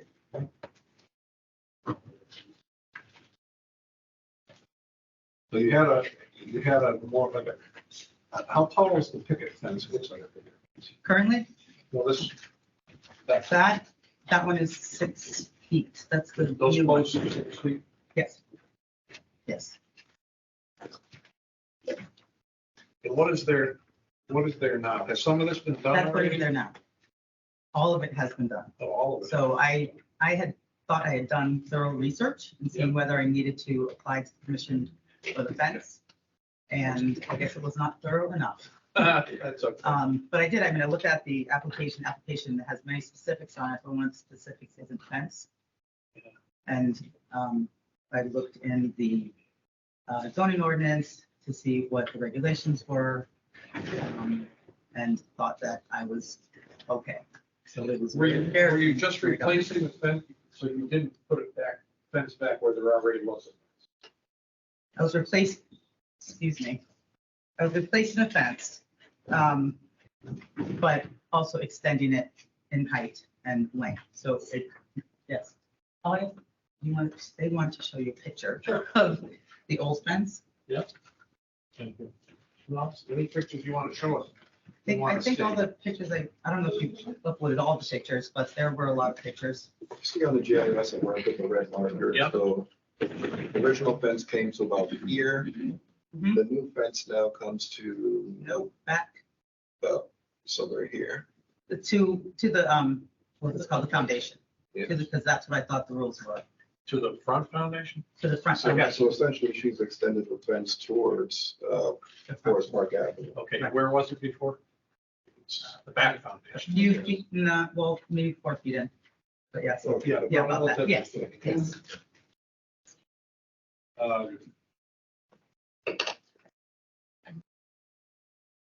So this fence looks much shorter than. It is, Yeah, that looks like. yes. The non-applicability would be replacing the fence you already had with something that looks exactly the same. So now I know that, You can do that line. right, and so that's why I did not apply, because I did not think that I was doing anything outside of the rules. So now I found out, Believe you. good. As soon as I found out, I applied. Why did you want to raise it? Safety, The dogs. yeah. Okay. So I mean, even with a 6-foot fence, Yeah. the dog was here this weekend and he was up to the second post. He wasn't over it, but his nose was about that far from the top of it.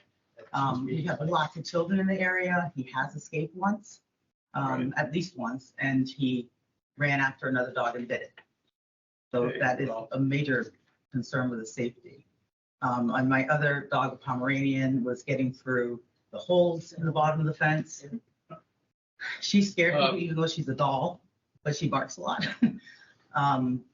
So that was one of the major reasons.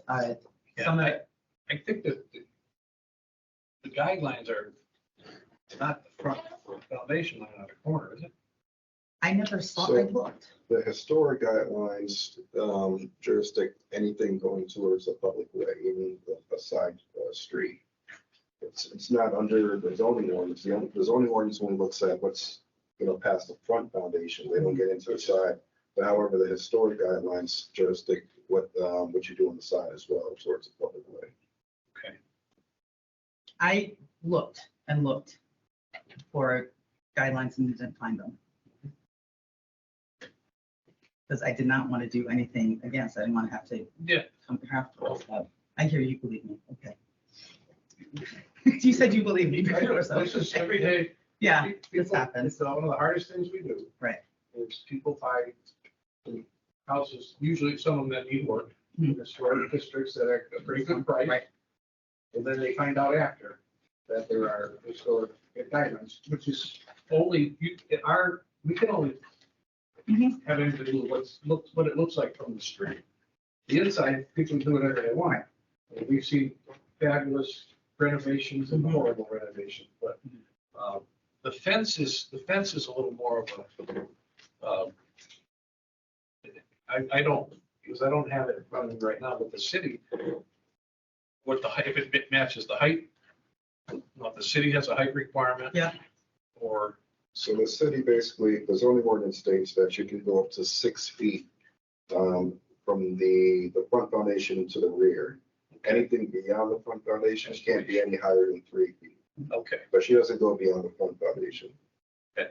And the reason you wanted that much more fence was, it looks like you got a huge fence yard, you know, out that fence. Well, I would call it huge, but it is huge now and to more fully enjoy. I was doing the fence. I did not know that was something I could not do. So we put it up further to open up the space. I have 3 children, some active, some not. But just to enjoy the space more fully. Can you go back? Go ahead. No, I mean, there are other things, I mean, the fence was in such disrepair. I can see It was that. I can like see that by paper. looking at that. I'm glad, just from that picture. I have so many more. Yeah, yeah, but that's the difference between non-applicability where you wouldn't have needed to talk to us. Yes. That. Yes, When you made it higher, and you made it longer. yes, I understand that. And, Right. and we tend to not, tend to try to keep the fences away from the front of the houses. Right. Can you get that? That one where the old fence, but just where it was, where we could see the whole side of the house, right? That's the one right there. So you moved up how far on this? Because that other picture doesn't. Up to the quite tell porch. me. Especially those trees. Like, Yeah. all the way up to that. Okay. Yes, so I have some pictures of the fence as it is. Yeah. Yeah, you just had one up there. Right, well, that wasn't complete. That's when they needed to get new panels. That was the day of, when I first received. But one of the things that is, I think, very different about this fence than other fences in the area is that you can actually see through it. Yeah. So although we're looking for privacy, we get privacy. People are not coming up to our fence and soliciting things or talking to my children anymore. But you can still see through the fence to some extent, and you can see that when you're walking through. So I don't really think or feel that it affects the visage that much. All right, let's just study these a little bit more. Can you get is there a picture from the front? I have the picture from the front. What the new fence? Yes. I think that's all we have. This Are they? this is actually the picture that matches the Preservation Society's picture. Here's a good one. Yeah, isn't that a nice one? That's, the damage was done by kids fighting.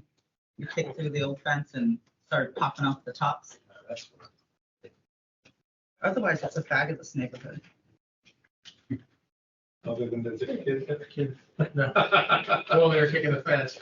Yeah, fighting. There's some more. One shows a connection to Joe Wells' house. And then the neighbor has the. Any questions from commissioners? Are you asking for the fence to be permanent? Yes, that was $6,000 worth of fence. Yeah. Yes. Anybody else? Thank All right, I'm gonna open this up for public commentary. Hello, Joe Wells. Just hold a second. Oh, just want to say, I gotta read the thing here. Oh, this is an application for certificate of hardship, 163 Forest Park Avenue to install the fence as we have just seen. But anybody here like to speak for or against? For Joe Wells, Red House, 15 Mountain View Street. Yep. I love the new fence. I think it looks amazing, and it is a huge improvement over the last one. And I think it makes the neighborhood look better. For. Thank you. Anybody else for or against? Pamela Crago, 24 Mountain View Street. I am vehemently for this fence. I've taken the liberty of collecting the signatures of most of the residents of Mountain View Street who declared the following. The new fence at 163 Forest Park Avenue, Springfield, MAO 1108 does not detract or disturb or cover up the perimeters of the house. I believe it adds value to the home in the neighborhood of Forest Park Heights. I believe it should remain in place as is.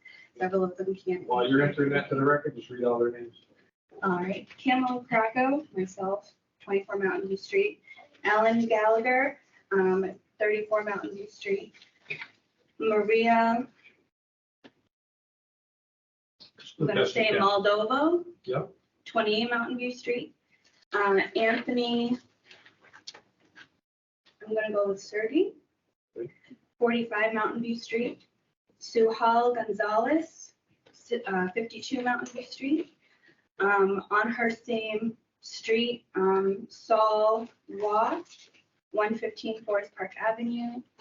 Troy Smith, 137 Forest Park Avenue. Jenny Case, 42 Forest Street, and Mr. Joe Wells, as you just heard from, at 15. No, I'm not heading for it's northwest. Thank you. I'd also like to bring the attention, if we could bring it up here, the address of 88. Oh, I just called it. We can't do that right now. No? Well, we could, but we don't do that. Well, envision in your mind a corner lot that has equal visibility to the street of this house with the exact same. Yeah. That's 6 feet high. And It's actually not spaced. So you can't see through Oh, it. and it's not faced. And, That's not part of this no, application. I appreciate that. And the reason it isn't just because, the reason it isn't is because if say a house has done something wrong, never came before us, whatever, it doesn't make it right for the next people to be in. So we have to take it one at a time. We do know that in neighborhoods that happens, and you see something.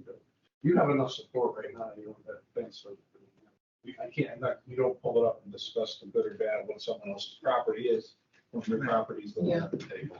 I totally appreciate that. So you have Oh, okay. spoken well in for, fiercely for.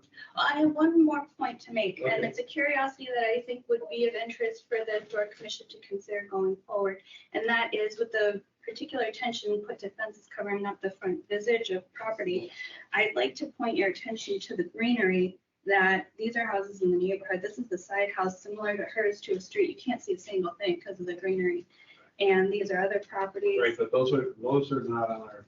Oh, I know. They're up, it's also, but I understand where you're going, I just can't, that's not with her application. Yeah.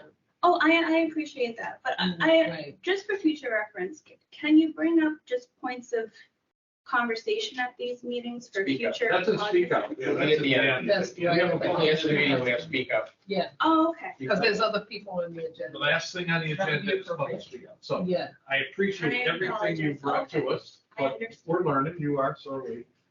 And I'd just like to ask if there's anybody else like to speak for or against, and then I have to add a couple of my own. Go ahead.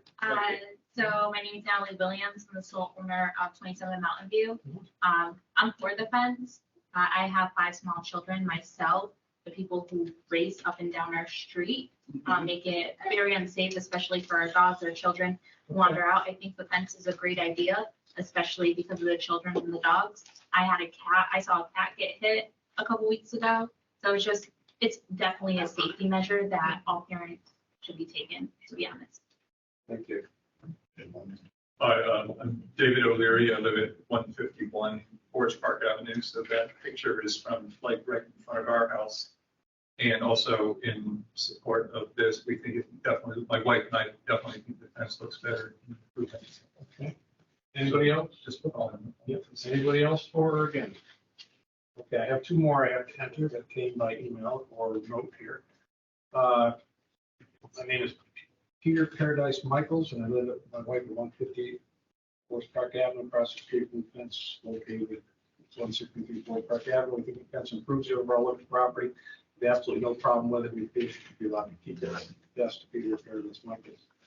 And one other, repeating something somebody already said.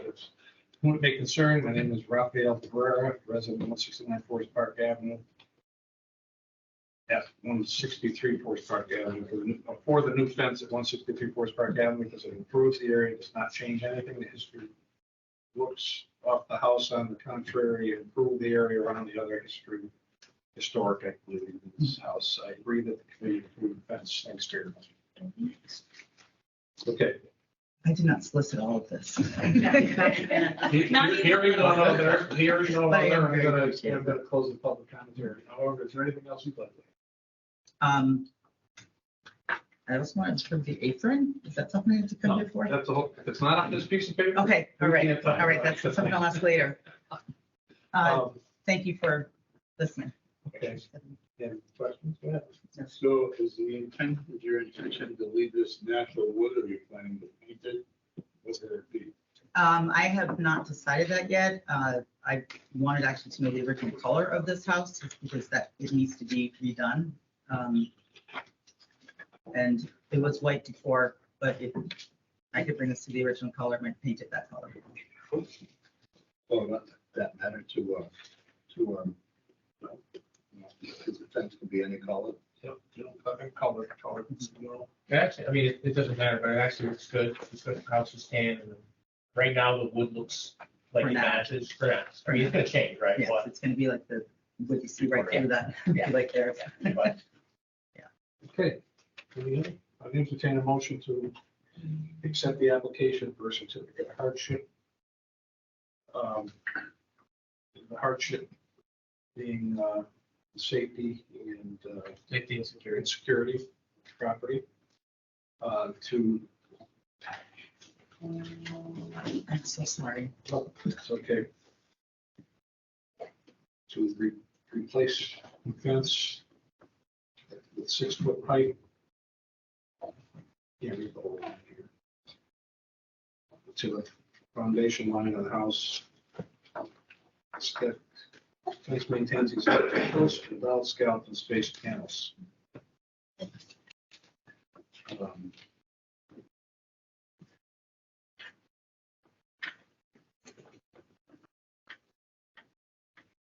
Unless somebody wants to add another word or two to that motion, somebody. Can I add, and as per the photograph supplied. Second on that motion? Second. Any discussion on that motion? Hearing no discussion.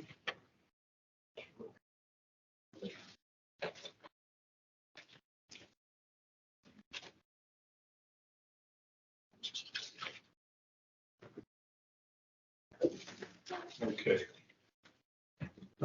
Where's your idea? Commissioner Nardi, Yes. Commissioner Judith Cole, Yes. Commissioner Walter Cole, Yes. Commissioner Walsh, yes. Thank you very much. You're welcome. It's very nerve wracking, $6,000. I appreciate it. Just, you're gonna be doing a lot of work in the house. We'll be back. You learn a lot about the The process, right? windows. So We'll be Yeah. seeing you. It was just the test. I know, for your Those patience. walls. It's thank you to the baby for being so good. Oh, Yeah, what a great, what a good baby. I produced the one. That's right. I think you did. Okay. So the next two items are the same petitioner. They're actually on the one application, but I'm asking that you guys take two separate votes for the two separate applications.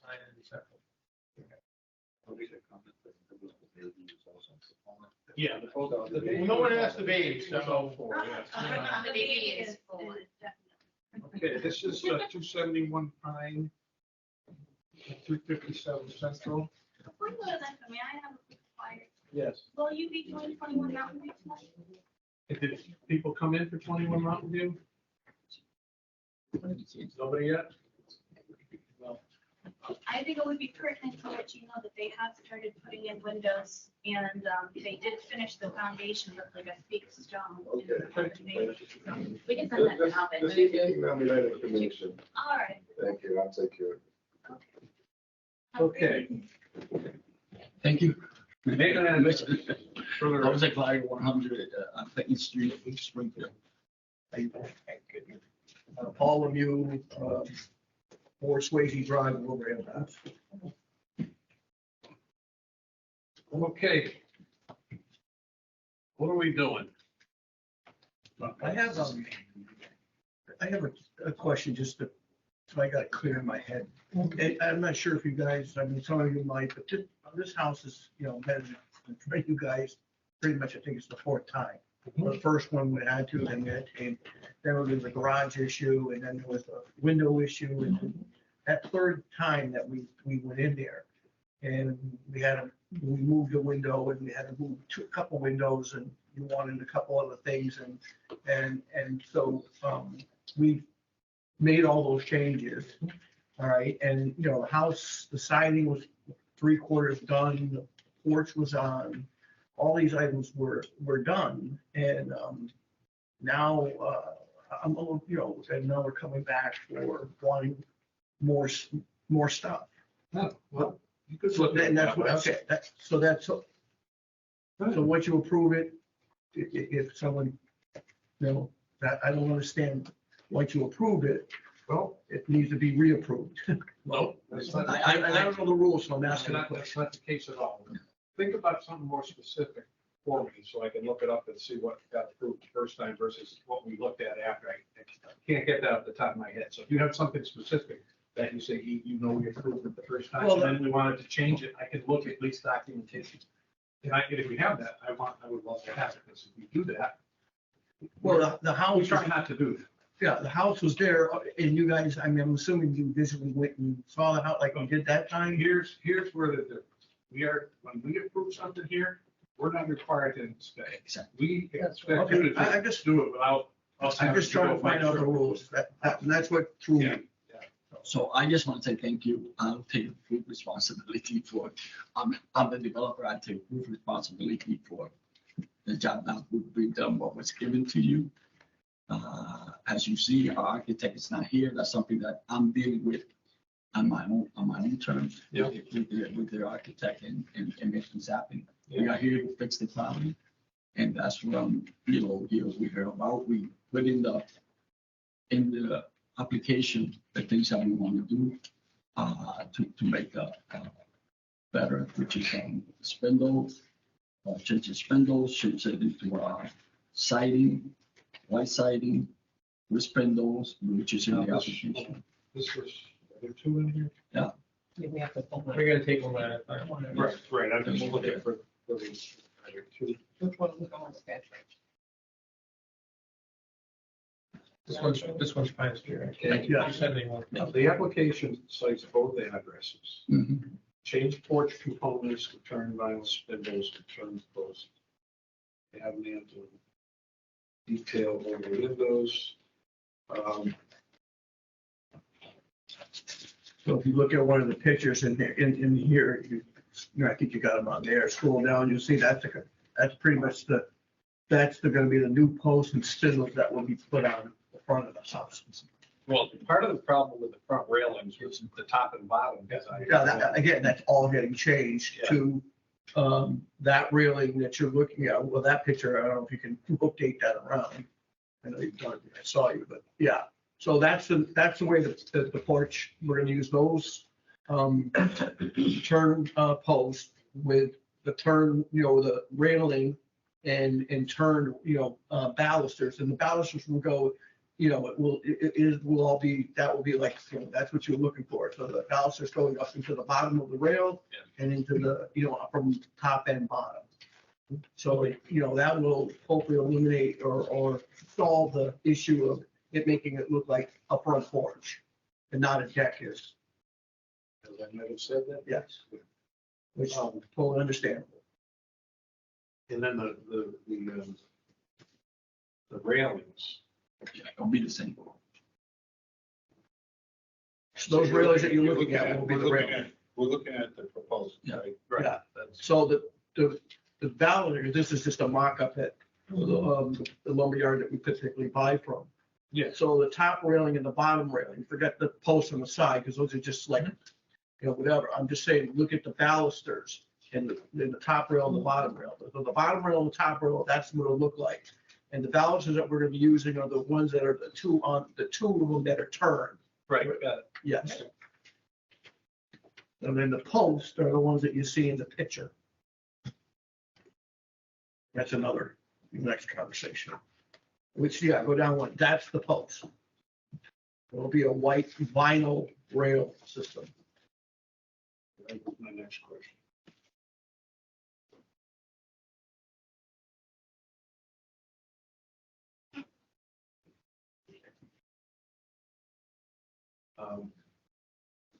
Do we have any other information on this?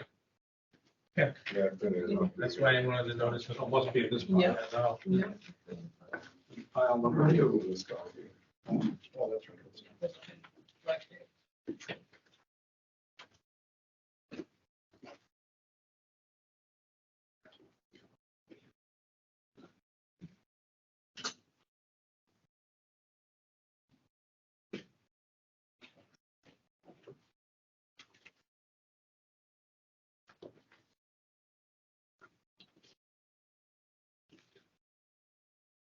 The railing heights again, you said?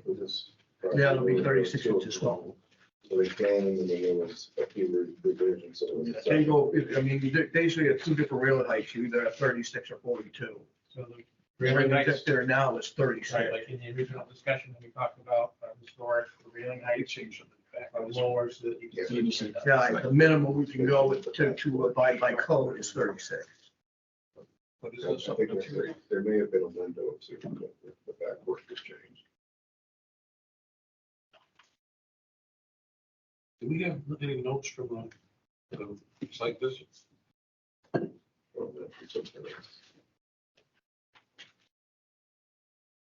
We'll just put the picture of Pine Street first.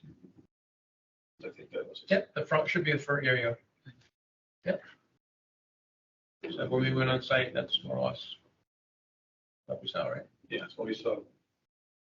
Oh, but, because the railings on the red one were different than that. I think they're the same. They're the same. I know, I put them up. I think they're the same. Let's put the red one. The other house? Yeah, the other house. Yeah, so the central. Yeah. That's not the same. But either way, either here or there. That doesn't have the top thing. It just hasn't been put on. It wasn't, yeah. That's all. So, It would be put on. and we had questions about the material. You're switching to vinyl now? It's the only thing. And it matches when I looked at it and I drove by, the only two houses that are in central and all the other houses that did at central, it's gonna match with that, which I rather, it looks like it will match with the other houses at central. And I'm asking commissioners this question. Are you okay with the railings going down being the same as the railings on the porch?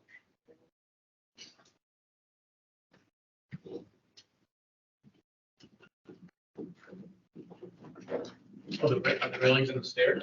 Yeah, the railings on the It's only stairs. changed too. With the same railings that are. Railings in the Right, I was asking, are you gonna be okay with those being the same as well? You used to all the balusters and that, and So all that comes out, it all goes. Yeah, by. Correct. Exactly, sir. Okay. Plus, we're gonna be putting,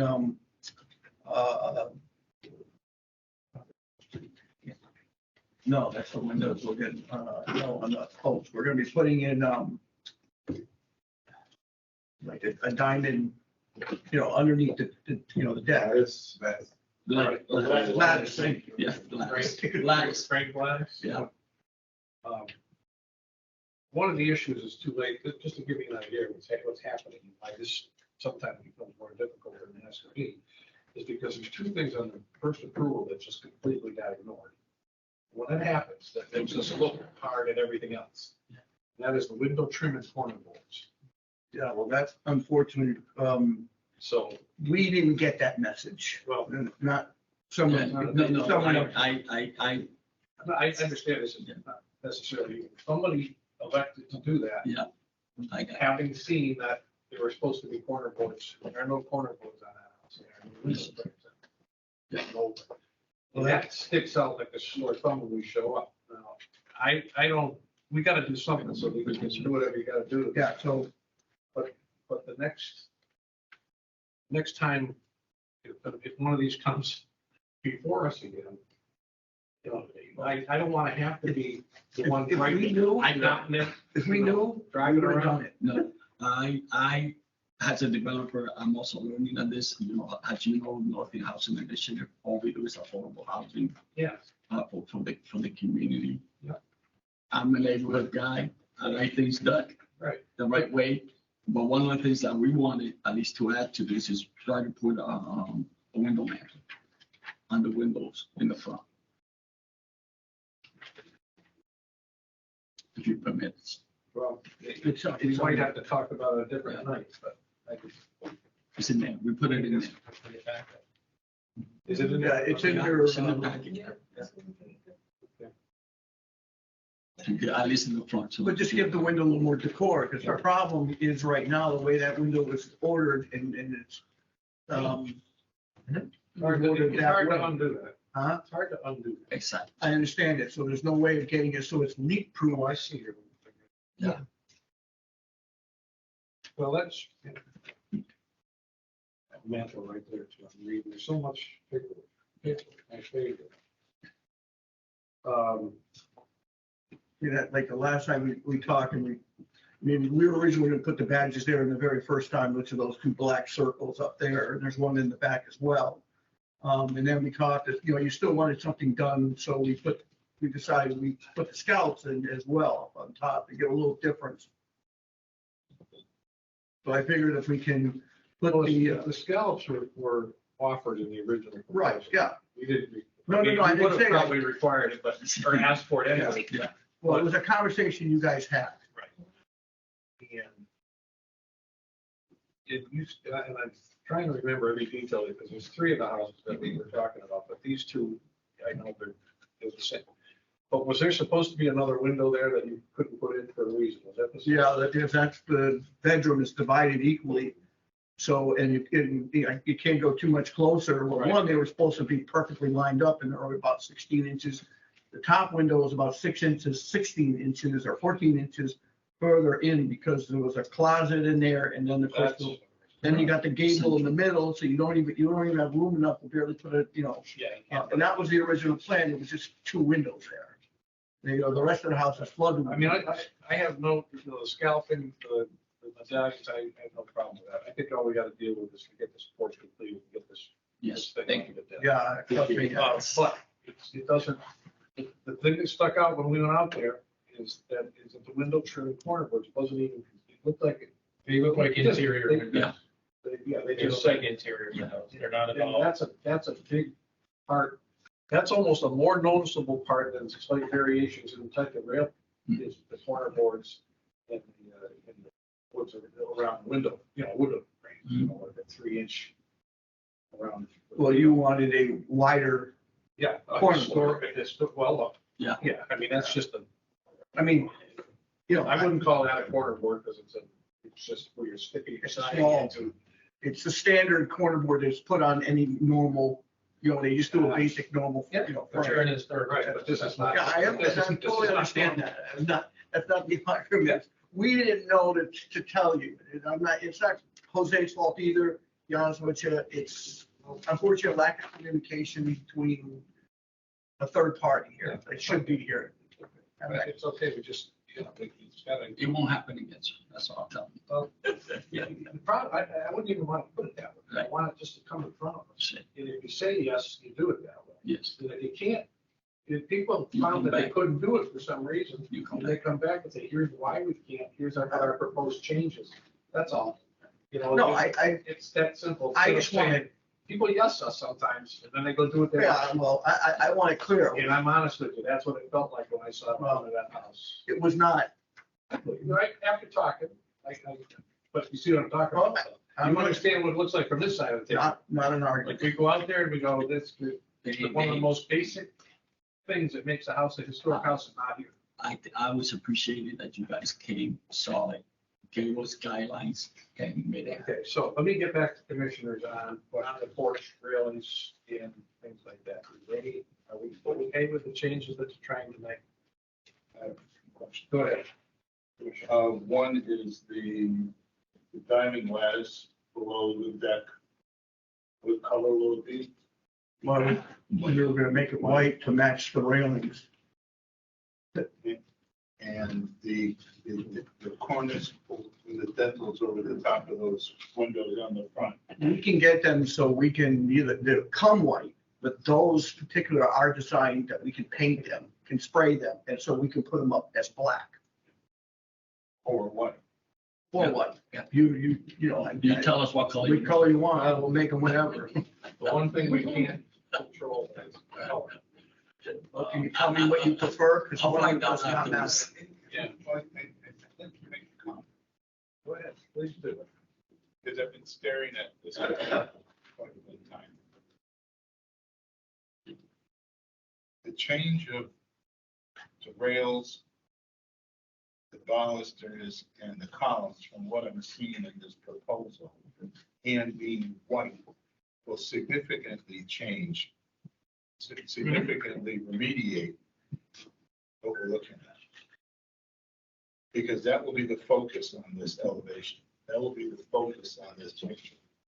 Right now, you sort of look right past those rails because of what they are. So that, together with the dentils over the top of the window, picks up on the fact that the corner, the soffits along the side of the porch and how they turn, it's making me want to see more detail over the window and maybe even over the door. Because the door, So you're thinking white then? the white. You want to see the- Yes, I want to see it, because I think the door and the windows need the detail that's about to happen to the, remediation of the porch. See it? So all of a sudden, that porch will show against the backdrop of the red. That's what's gonna happen. And it's gonna be the same for the house. Yes. Yeah, whatever we do here, I'm We're gonna assuming, do it. Yeah, do both. So as far as the color of the diamond lattice, it almost could be black, because if you look now, it looks black. Yeah. So it's picking up the color of the windows. Yeah, I got you. I see what Either, you're going. either that or paint color. No, Trying to make the key is, the key is, I'm trying to make. these Black things- lattice. I see that. Yeah. And So then you got the rosettes on the top that are black. You Yep. got the windows that pick up the black, and then the diamond lattice to pick up the black. And then Which you will have show the off all these all the details. white. Well, tie all the details together. Yeah. The lattice. My The God. last material, that's no problem. That's gonna be wood, not plastic, all right? I was gonna go plastic because everything else was plastic, but I'll find out if I can get lattice black. If not, That's the only thing that can be right now, we just switched from wood to plastic. Don't know. I don't think it's gonna matter with the siding. And what's good, what's great. and hold I on. just saw Central, and Central has all sides. Can we get the breakdowns back in And my- place? So you like those in the same for both ones? Yeah. Yeah, I just want to see the other one again. Other than color, it's good. Just, that's fine. Because Because that, you won't have the plywood in the windows. you know, I'm not even looking at that, I'm just looking at the front. And I'm okay. So I want to clear in my head, so when we're putting the mantles over the windows and the door, you want to keep them white? Yes. That's what you're No, proposing. that's what we're proposing, not them. Okay. Yeah, I think that's good. I get what he was trying to get me to see. Here, you can see it again now. If you Yeah, imagine. and the lattice, but black. Yeah, the lattice will be Be black. black. I think you can get lattice black. Yeah, well, you can buy it, yeah. Okay, so we have two. Okay, one other question, just for, Yeah, go ahead. so that the railings going up the stairs, Same. they're gonna be just like, There won't be, the only difference is the two 4x4 posts that come from the bottom step up. Those will be just white square posts caps. and caps. They'll have a cap on them. Okay. Okay, so that's the only The difference. railings themselves will look just like the rest. of Yes. them. So won't look like that. No. Okay, anything else you guys want to add? I think that was, everything that, Okay, I just have to do the public commentary again. And so I'd like to open this up to public commentary. If anybody here would like to speak for or against either of these, the application 271 or 250, Pine Street, 257 Central. Hi, Courtney Farr from the Springfield Preservation Board, and we're at 74 Walnut Street. Yeah. Well, And- your address is what we're after, but go ahead. The Executive Committee of Springfield Preservation Trust have voted to write to you regarding houses 271 Pine Street and 257 Central Street, which had not been constructed as required by the Springfield Historical Commission. The houses were not built to the requirements outlined in the certificate issued by the SHC for the work. We urge the SHC to require compliance with the approvals issued.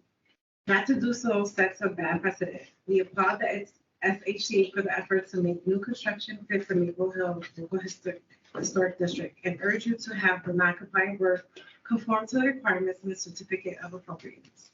Thank you. You have that. Now, I don't have to read it into the record.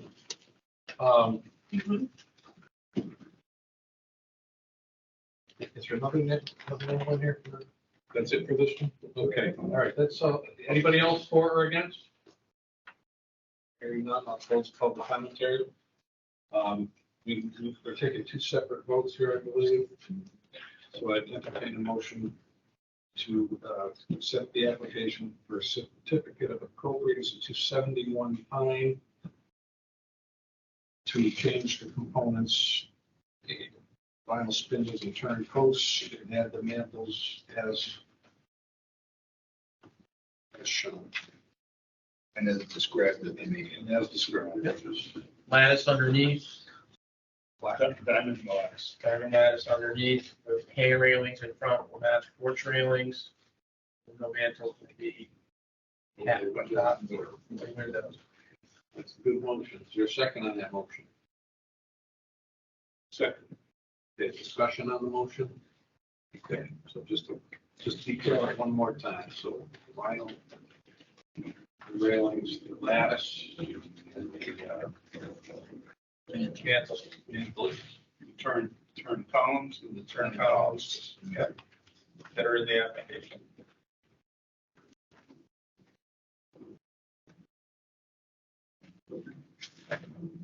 any other discussion? Here's one. We'll call the vote. This is 271. Commissioner Walter. Yes. Sheriff Hardy. Yes. Commissioner Judith Gold. Yes. I'll now entertain a motion to accept the application for certificate of appropriation for 257 Central Street.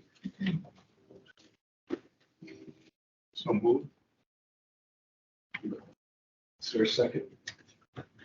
That motion has to have in every single thing at the last motion. Duplication of the motion, 271. Your second on the motion? Second. Any discussion on this motion? Are there any differences anybody would like to see between these two properties?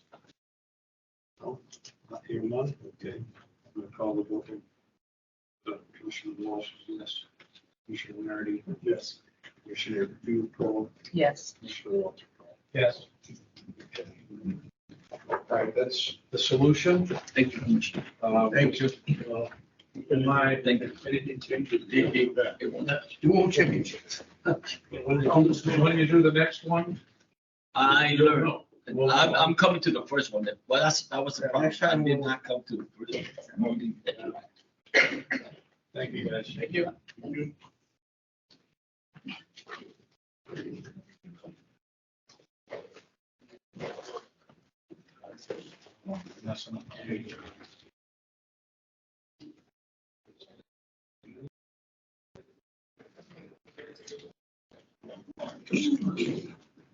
Oh, this one's here.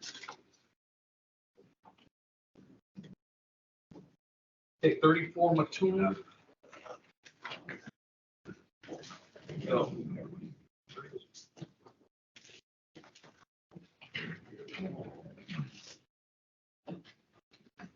Hi, Name and address. my name is Robin Jones, 21 Bow Street. I am a consultant and abatement contractor for the owner of the property. Ms. Wanda, I work with Florida at the Republicans. Say the body owner?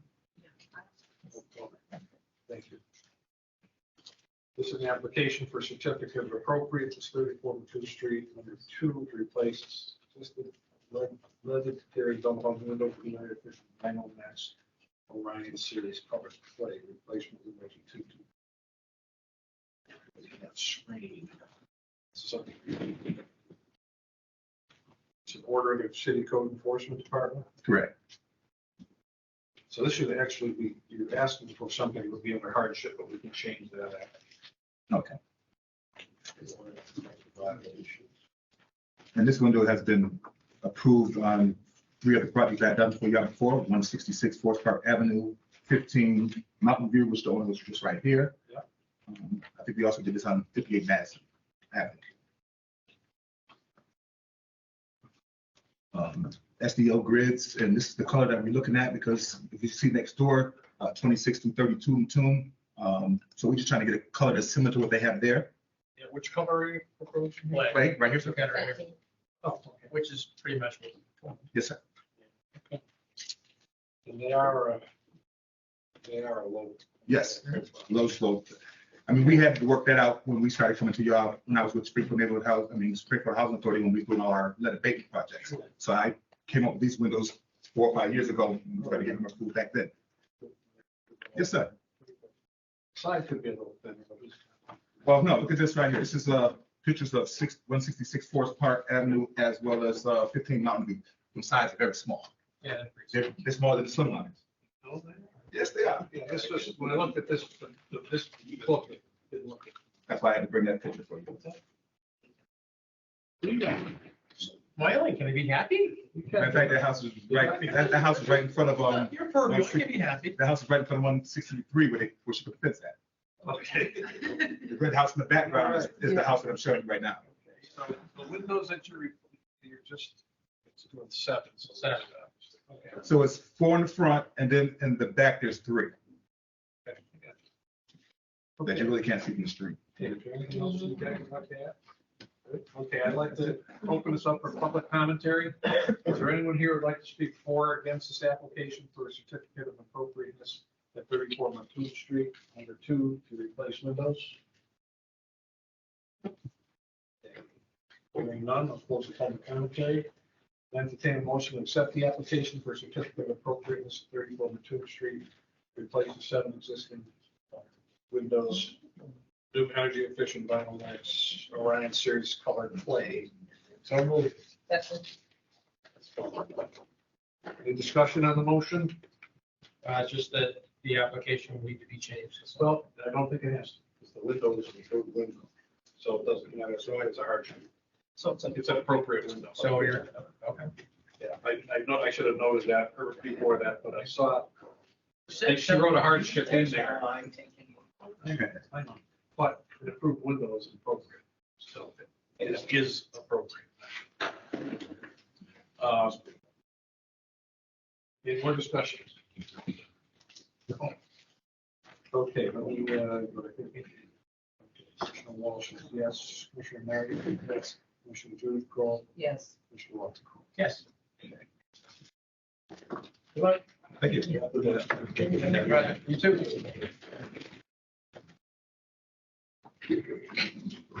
Okay, 472 Bridge.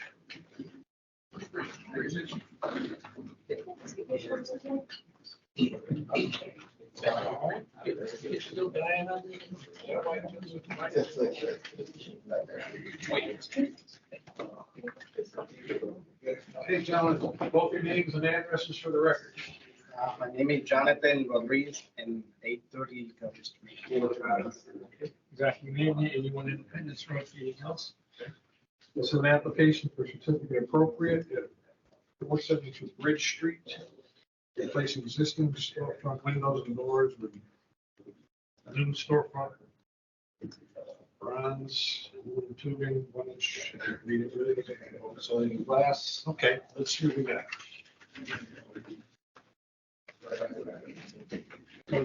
Nope, other way. The storefront we're looking to replace is, if you go up Guillermo's Barber Shop. Euros, okay. Yeah. Okay. So tell us what's the difference gonna be? Basically nothing. So the color of the framing is gonna change to the dark bronze, right?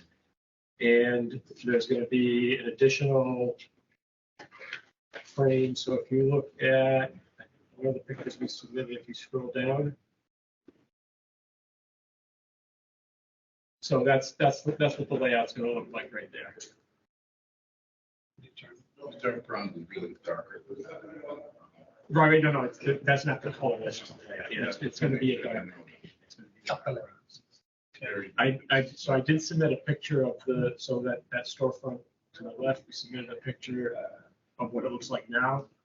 You guys also approved that, and that's basically that.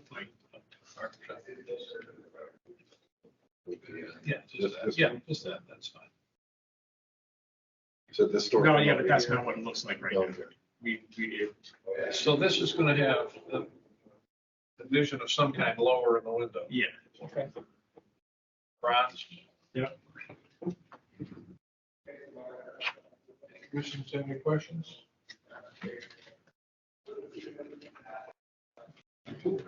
Hearing none, I'm gonna It's go. a tempered glass. Frame. So, yeah, so if you, that's what the door might look like. Okay. Similar door, and then, yeah, that's what the storefront looks like. Yeah. Okay. All right, anything else you'd like to add? Good. Let me open this to public commentary. Is there anyone here who'd like to speak for or against this application for certificate of appropriate to 472 Bridge Street to replace the existing storefront windows and doors? Hearing none, I'll close the public commentary. Entertain a motion to accept the application for certificate of appropriateness to 472 Bridge to replace the windows and door.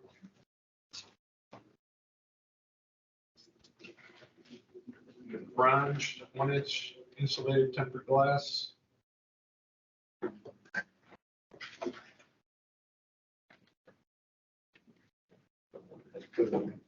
Yeah, as per the application. Second. I'm sorry. Motion. Second.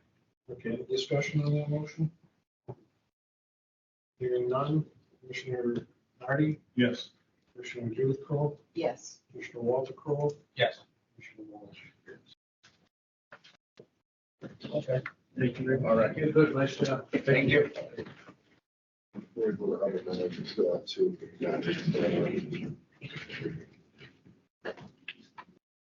Okay, is anyone here from Mountain View?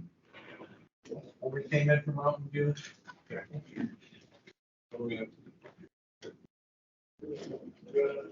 So I'm not sure if it's gonna time out. So we got to make We have to bring it up in the render a decision and then have them come back. So otherwise there would be. Yeah, I think it's, especially if they're already put windows in it.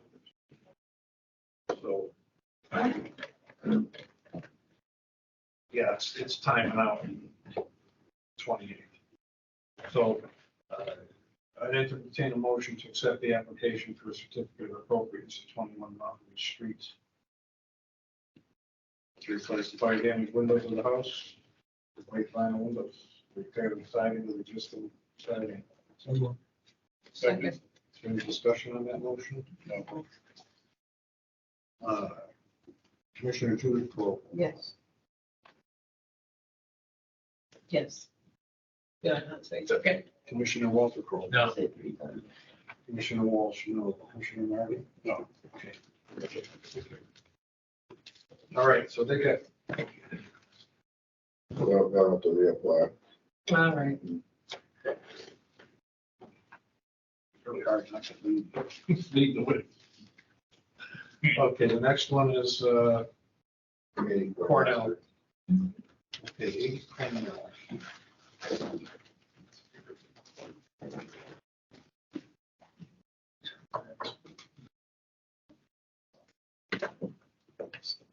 So there are 3 applications for this particular address.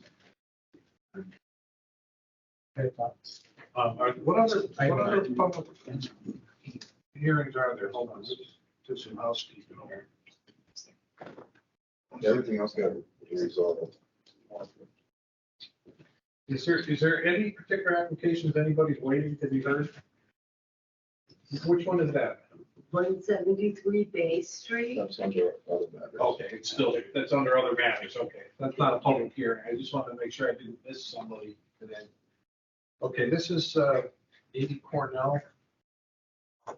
The application for certificate of appropriateness, like the 2-car garage in the back of my house. Okay, they're not here for this. And then there's another one for someone. So the solar, he gave me no information for the solar, so that one. And are these timing?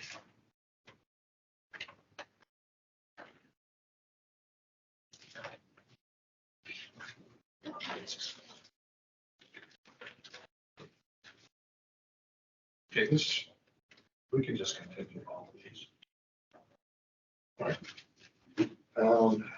Is there another meeting?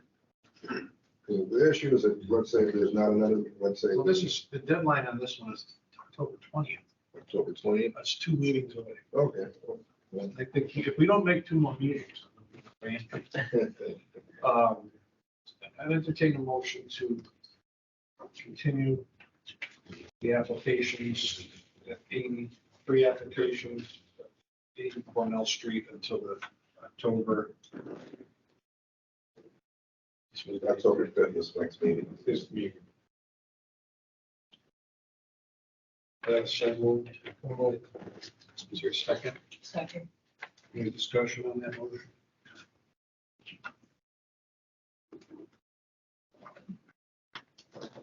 Okay, Commissioner Driscoll, Yes. Commissioner Walter. Yes. Walsh, yes. Commissioner Nardi. Yes. Okay.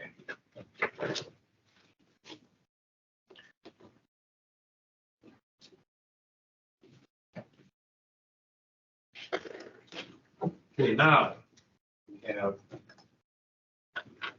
non-applicability apps, 173 Bay Street. Several exterior renovations. Community Preservation Committee for Store Pump Restoration Program Review. Wow.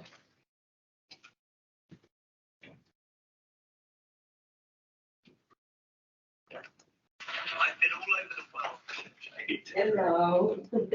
My name is Donna Miner. I live at 173 Bay Street. I've been here 34 years.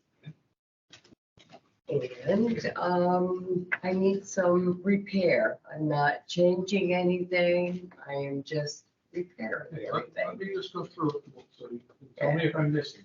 Okay. Okay, replace, repair the structural and decorative element lattice, front and rear porch, skirting posts. To match the appearance and performance, replace all stairs and pine risers. Porch flooring with matched fir flooring. Railings to be repaired and replaced, repair the walls, prepare walls, porches, windows, door trim for painting. Repair brick foundation, material and kind. Matching tuck point, no change to shape or design, repair second floor porch for water catching by removing old metal flooring covering, replace kind for drainage. Front doors, install new storm doors and remove and install current doors with new hardware hinges and locks to be compatible in appearance. Okay, this is, sometimes they're very clearly not applicable and sometimes they're not. So Yeah. this sounds fairly straightforward to me, no change in material or structure or anything. The only thing that I'm replacing the doors with the same doors. I purchased them 30 years ago from a neighbor who has the exact same home that I had. Okay, so you're, so this, in here it says, And the aluminum storm doors, they're wrapped. oh, the storm doors. Yeah. But the wood doors are That's just the one. the new hardware. Yeah, Yeah, no, you got there's it. new doors and then new, the new hardware, which would, coincide with the style. Yeah. Okay. Front doors, store new storm doors and remove and install current doors with new hardware. So that's not correct. Though. You're not restoring. No, I current just doors. noticed You are- that this You're evening. putting an old door, Right, you're using an old door to replace your. yes, the front doors are very It's just new to you. damaged and, yeah, they're damaged and not safe. And as a matter of fact, I just looked at my phone today at my Ring application and scary thought, 1:45 in the morning, somebody went right up to my car, tried to open it up, and I was like, crazy. She's not using the current door, but she's using the historic door to replace it. Maybe that's that particular one has to come back. But we can do it now. What? I mean, we didn't advertise it. No, I got you. Okay, all right, we do have a little glitch, but it's minor, hopefully it's minor. Okay, Just for discussion with commissioners, it seems that the only thing that would not fall under non-applicability is the changing of the door. right, Now, it's right. likely as described to be approved, but we can't approve it today because it was an asked for today. It's not on the. Can I change it We today can't right change now? it today because we can't change it because we have to publicly. There's our policy, we have to publicly, we have to let everybody know 2 weeks ahead of time. So you could come to the next meeting just for the door because what I'm looking at right now, every other thing I feel is under non-applicability. Yeah, Just everything. separate the door and you can go right ahead with everything else. Yeah, But the door, you gotta come back, bring us a picture of the door, what you're gonna do. Yeah. I have the picture of the door. I know we do too. Yeah, But unfortunately, you have to do it again because it was not part of what was publicized for this meeting. Can't do it. oh, really? We operate under the door. Everything else we can do, everything else there. So what is it that I need to do? Come back to the commission? We're gonna see a new application under appropriateness for the door. Just for the door, just like you did with this. Okay. except Just for the door. Just for the door. Yeah, So and nothing put it under appropriateness That's correct. yes, instead of non-applicability. Okay, and is that something that I have to attend the meeting for or? It is. Yeah. I'm just disabled. It's just very hard No, to see. And we made you wait all this time too. I know. It's my fault. Yeah, you you could, know? you could send somebody, just make sure they have your written permission. Oh, Yeah, your okay. representation. Oh, okay, that'd be great. Oh, okay, Permission to- okay, yeah, yeah. So what I'd like to look just like. Yeah. the other one. Yeah, it's So the. the rest of this is not exact same subject to a public hearing because it's not. applicable. Yep. Yeah. So, but I do want a motion, I entertain a motion that this application is non-applicable except for the front door, which she will return with a separate application for applicability. In the meantime, should I start the work around the door? Yeah, yes. Okay. Yes, yes. Okay, So moved. So moved. A second on that? yeah, Okay, discussion. Just make sure I'm wording it correctly here. You know, we found that all the other work you're doing is not, you just do it. I mean, you might need permits to.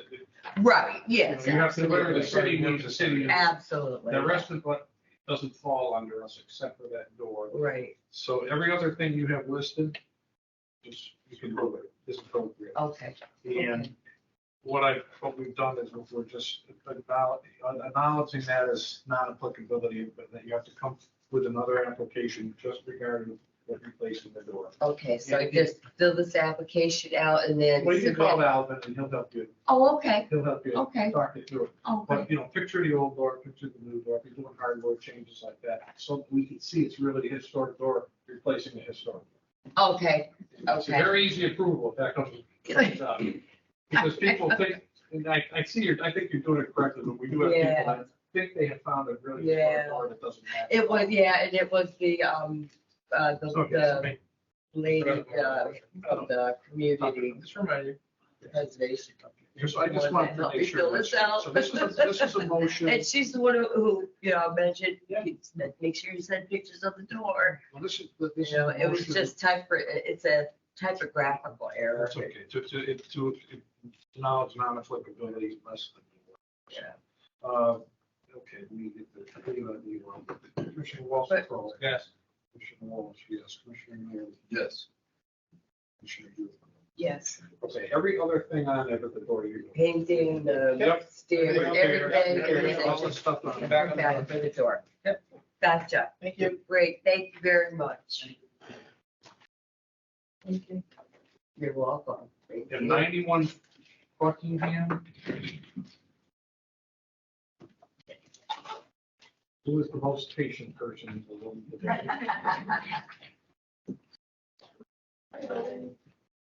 This is an application for certificate of non-applicability, 91 Buckingham. Exterior repair walls, porch, windows, doors, trim, paint, crack, sign, sand, repair defects, no change in design or material, front door, porch, and construction members.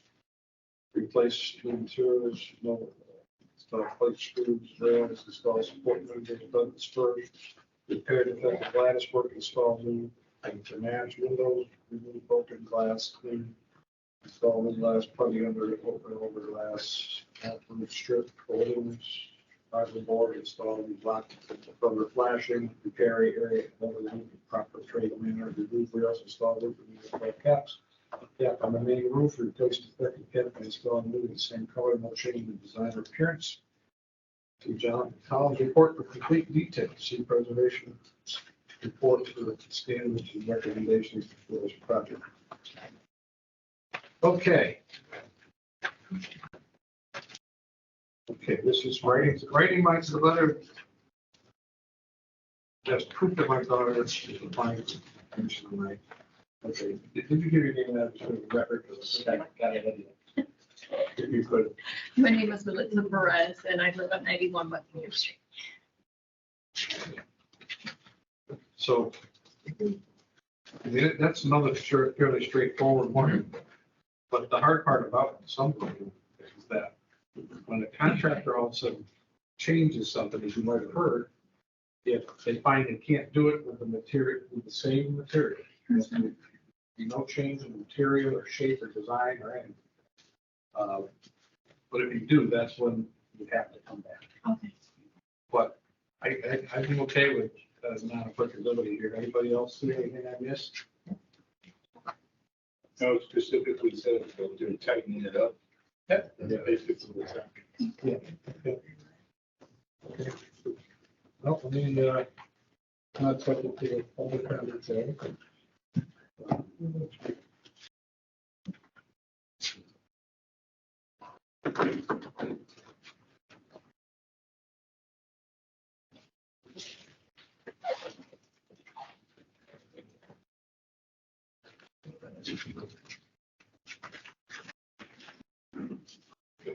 Anyway, I entertain a motion that we consider the application for the certificate of non-applicability, 98 Buckingham Street, or this application to be under non-applicability, 98 Buckingham Street. Second, any discussion on the motion? Call the vote. Commissioner Walsh is yes. Commissioner Nardi? Yes. Commissioner Judith Cole? Yes. Commissioner Walsh? Yeah. All that way. Thanks for hanging around. But you, at least you know what happens. You're like an educated consultant now. Right now you got it. Commission case. You got I agree. like 18 things on the agenda. That's like 3 meetings. All right, the second to the last thing we have on there. Well, item number 2, the letter of support for 169 Maple Street, the petitioner will come to the following meeting, October 5th. Should I make it something to do with bills? Which one was that? Item number 2 and other. 3 we already did. Oh, 2, that's right. All right, 3941 Thompson Street. This one? So that's on the agenda as a discussion matter. However, they did apply for either to keep certain features or to remediate certain things. So that will be on for the next meeting, October 5th. And whether or not you guys want to discuss. Okay. Or, Well, we probably should take a minute to discuss it because that was may.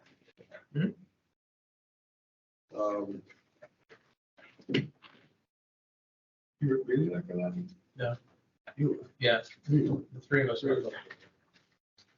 Is this the one where half of it is historic and Yeah. half isn't? Well, So it's one 2 buildings, but we looked at the duplex that. That's on the historic side, Yes. and they didn't do anything. Well, they didn't, there's a lot of things they, I think, intentionally just said, let's just do it any way we want. And that's, there's no scale. I mean, here's the pictures. And the rail is the same, and they built a deck instead of a porch. Right. Well, they're coming back and then it's would be similar to tonight. We're gonna look at what we approved. Right. And then what they did. Right here, very, very clear scallop shingles to be installed. Yeah. Windows we saw dark color steel. Located centrally, there's no top, there's no There's none of that. There's no window. There's no window. No. And it could be a full window. It was part of the original. 6-inch board installed on a roof line house, front porch to extend the full width. I think they did that. So what might be helpful if Alvin could, when we do talk about it, to have side by side what was approved and what was built on the same screen. So it could really help. Well, I'm going to suggest that Alvin's in a position right now that he'd probably not be able to. Even if we just ask what the Well, you previous, have 2 browsers. what we approved. Because he's kind of just filling in until they can find someone else. Yeah. I mean, I appreciate everything you're doing, you know, I always do, but I know he's carrying it. But we just should think about it, keep it in mind what's going on, because that's just one where they just said, We need let's to build take what we want. The only what one we approved. the only one they're gonna get away with. And what they did. Specific. But then we gotta talk to the guys who can do something. They- Still waiting on that fence, so. What's that? 2 years, we're still waiting on that fence on Clarendon, so. I know, well, that's, the problem is they It's a know slow it too now. process, yeah. And then we have public discussion. Is anybody here for public discussion? Speak up. Speak out. Who would like to go first? How long is each person got? 3 minutes. 4 minutes. I want to make sure everything's going. It's like 4 minutes. You got 3 or 4 minutes. So I'm Harry Seymour, I live at 68 Washington Road, and I would represent the Forest Park Civic Association. And I would just like to say that there's some concern about meeting cancellations. That when meetings get canceled, people can't get to work on the things that they want to be doing to their properties. It doesn't create the right impression about serving people. I think you guys just do wonderful work, so I have no complaints. But I do think that especially if we can't get any upfront, like electronic communication, when we come to the building to see a note posted on the door. I appreciate that you're up. So, there's like a few other commissions. Yeah. Well, it's the problem with the electronic communication is that sometimes you don't know till minutes before the meeting. It's seldom as clear cut as a day or two ahead of time. And like I said to somebody else who was voicing that opinion a little earlier in the meeting, that it riles me up as much as anybody. As you know, this is not an excuse for it. We are a volunteer group. So every hour we put in, we're not getting paid. And we're not home with our families. We're not out at the big E either, Well, who's responsible for staffing? I think What? that's the. If you have people that you think would want to be on the historic commission, Yeah. send them names to the mayor. Yeah. Because we don't pick them. We have nothing to do with it. We get nominated by the mayor, so. Because like we could at least use a couple of good alternates that we could call in that type of situation. We have 2 out that are medically out right now. I mean, legitimately medically out. Yep. And one, I'm not sure what happened the other day. I think he's going to come with us. But he decided it was too hot or something. And for those of us who, as you know, you're looking at the group, you look at it almost all the time. I mean, everybody has to take a Thursday night off once in a while. You four and Brian. And Brian is. Are the regulars. So, and, Yeah, I don't we can't have- discuss what it is. He has an issue, a medical issue. Yeah, I don't have the solution. I'm Well, the just solution- expressing the concern. The solution is to nominate to the mayor. Yeah. Because the mayor is one who appoints. We Then there's can't openings. nominate, we can't appoint. Yep. And it frustrates us, and I understand not as much as somebody who has their house on the line and their contractors on the line and things like that. But it frustrates us a close second to those people, because we've been doing this a long time, and a lot of years. And It's always in my calendar, so. Yep. I don't It like gets it canceled, like anymore. my time set aside, so I don't like it I don't anymore. want to do that more than anybody else. Well, so that's a big, I mean, that sounds like an excuse, and it kind of is one, but it's a legitimate situation. We are volunteer. And we do the best we can, and it's very sudden usually that it gets canceled, so we don't have time. So you want to jump in? Well, I don't want to beat a dead horse. Go ahead. No, please, do. You James want me to, by Johnson. the way. I'm the vice president of the Springfield Preservation and Trust. Yes. And there's no reason for me to re-say what he just articulated out, but I definitely want to echo that sentiment. Yeah. Especially because there's a number of things that want to be brought forward, and because it's not being brought forward, then other alternative things happen. Yep. You guys are all well aware of those situations and stuff. So that lends a bigger question, like, okay, because you don't have enough people here, then this, then this happens, with demo delays and all these other things, these 60 days. So it's like, there's another level of frustration, and we know it's not you individuals, because you're here doing your part as a volunteer, and we really respect and appreciate that. But that needs to be addressed. Yeah. Submissions with possible alternates or anybody that wants to be on it. We can ask them to come in when someone's Right. Anybody know that knows Robert Rules of Order, send them in. Brian Roberts. No, you guys, we're gonna see who we see right here. We know who comes and gives a legitimate effort. And, the last, some of the meetings are, I don't know why, we had all canceled the last 12 months and I had no person 10 years. That's just one person different. Yeah. That's all it would make, we had one alternate who stepped down as an alternate. That's really all we need is just one more person who would come forward if we needed them. So anybody you suggest, let's forward to the mayor. You can forward it to us and we'll forward it.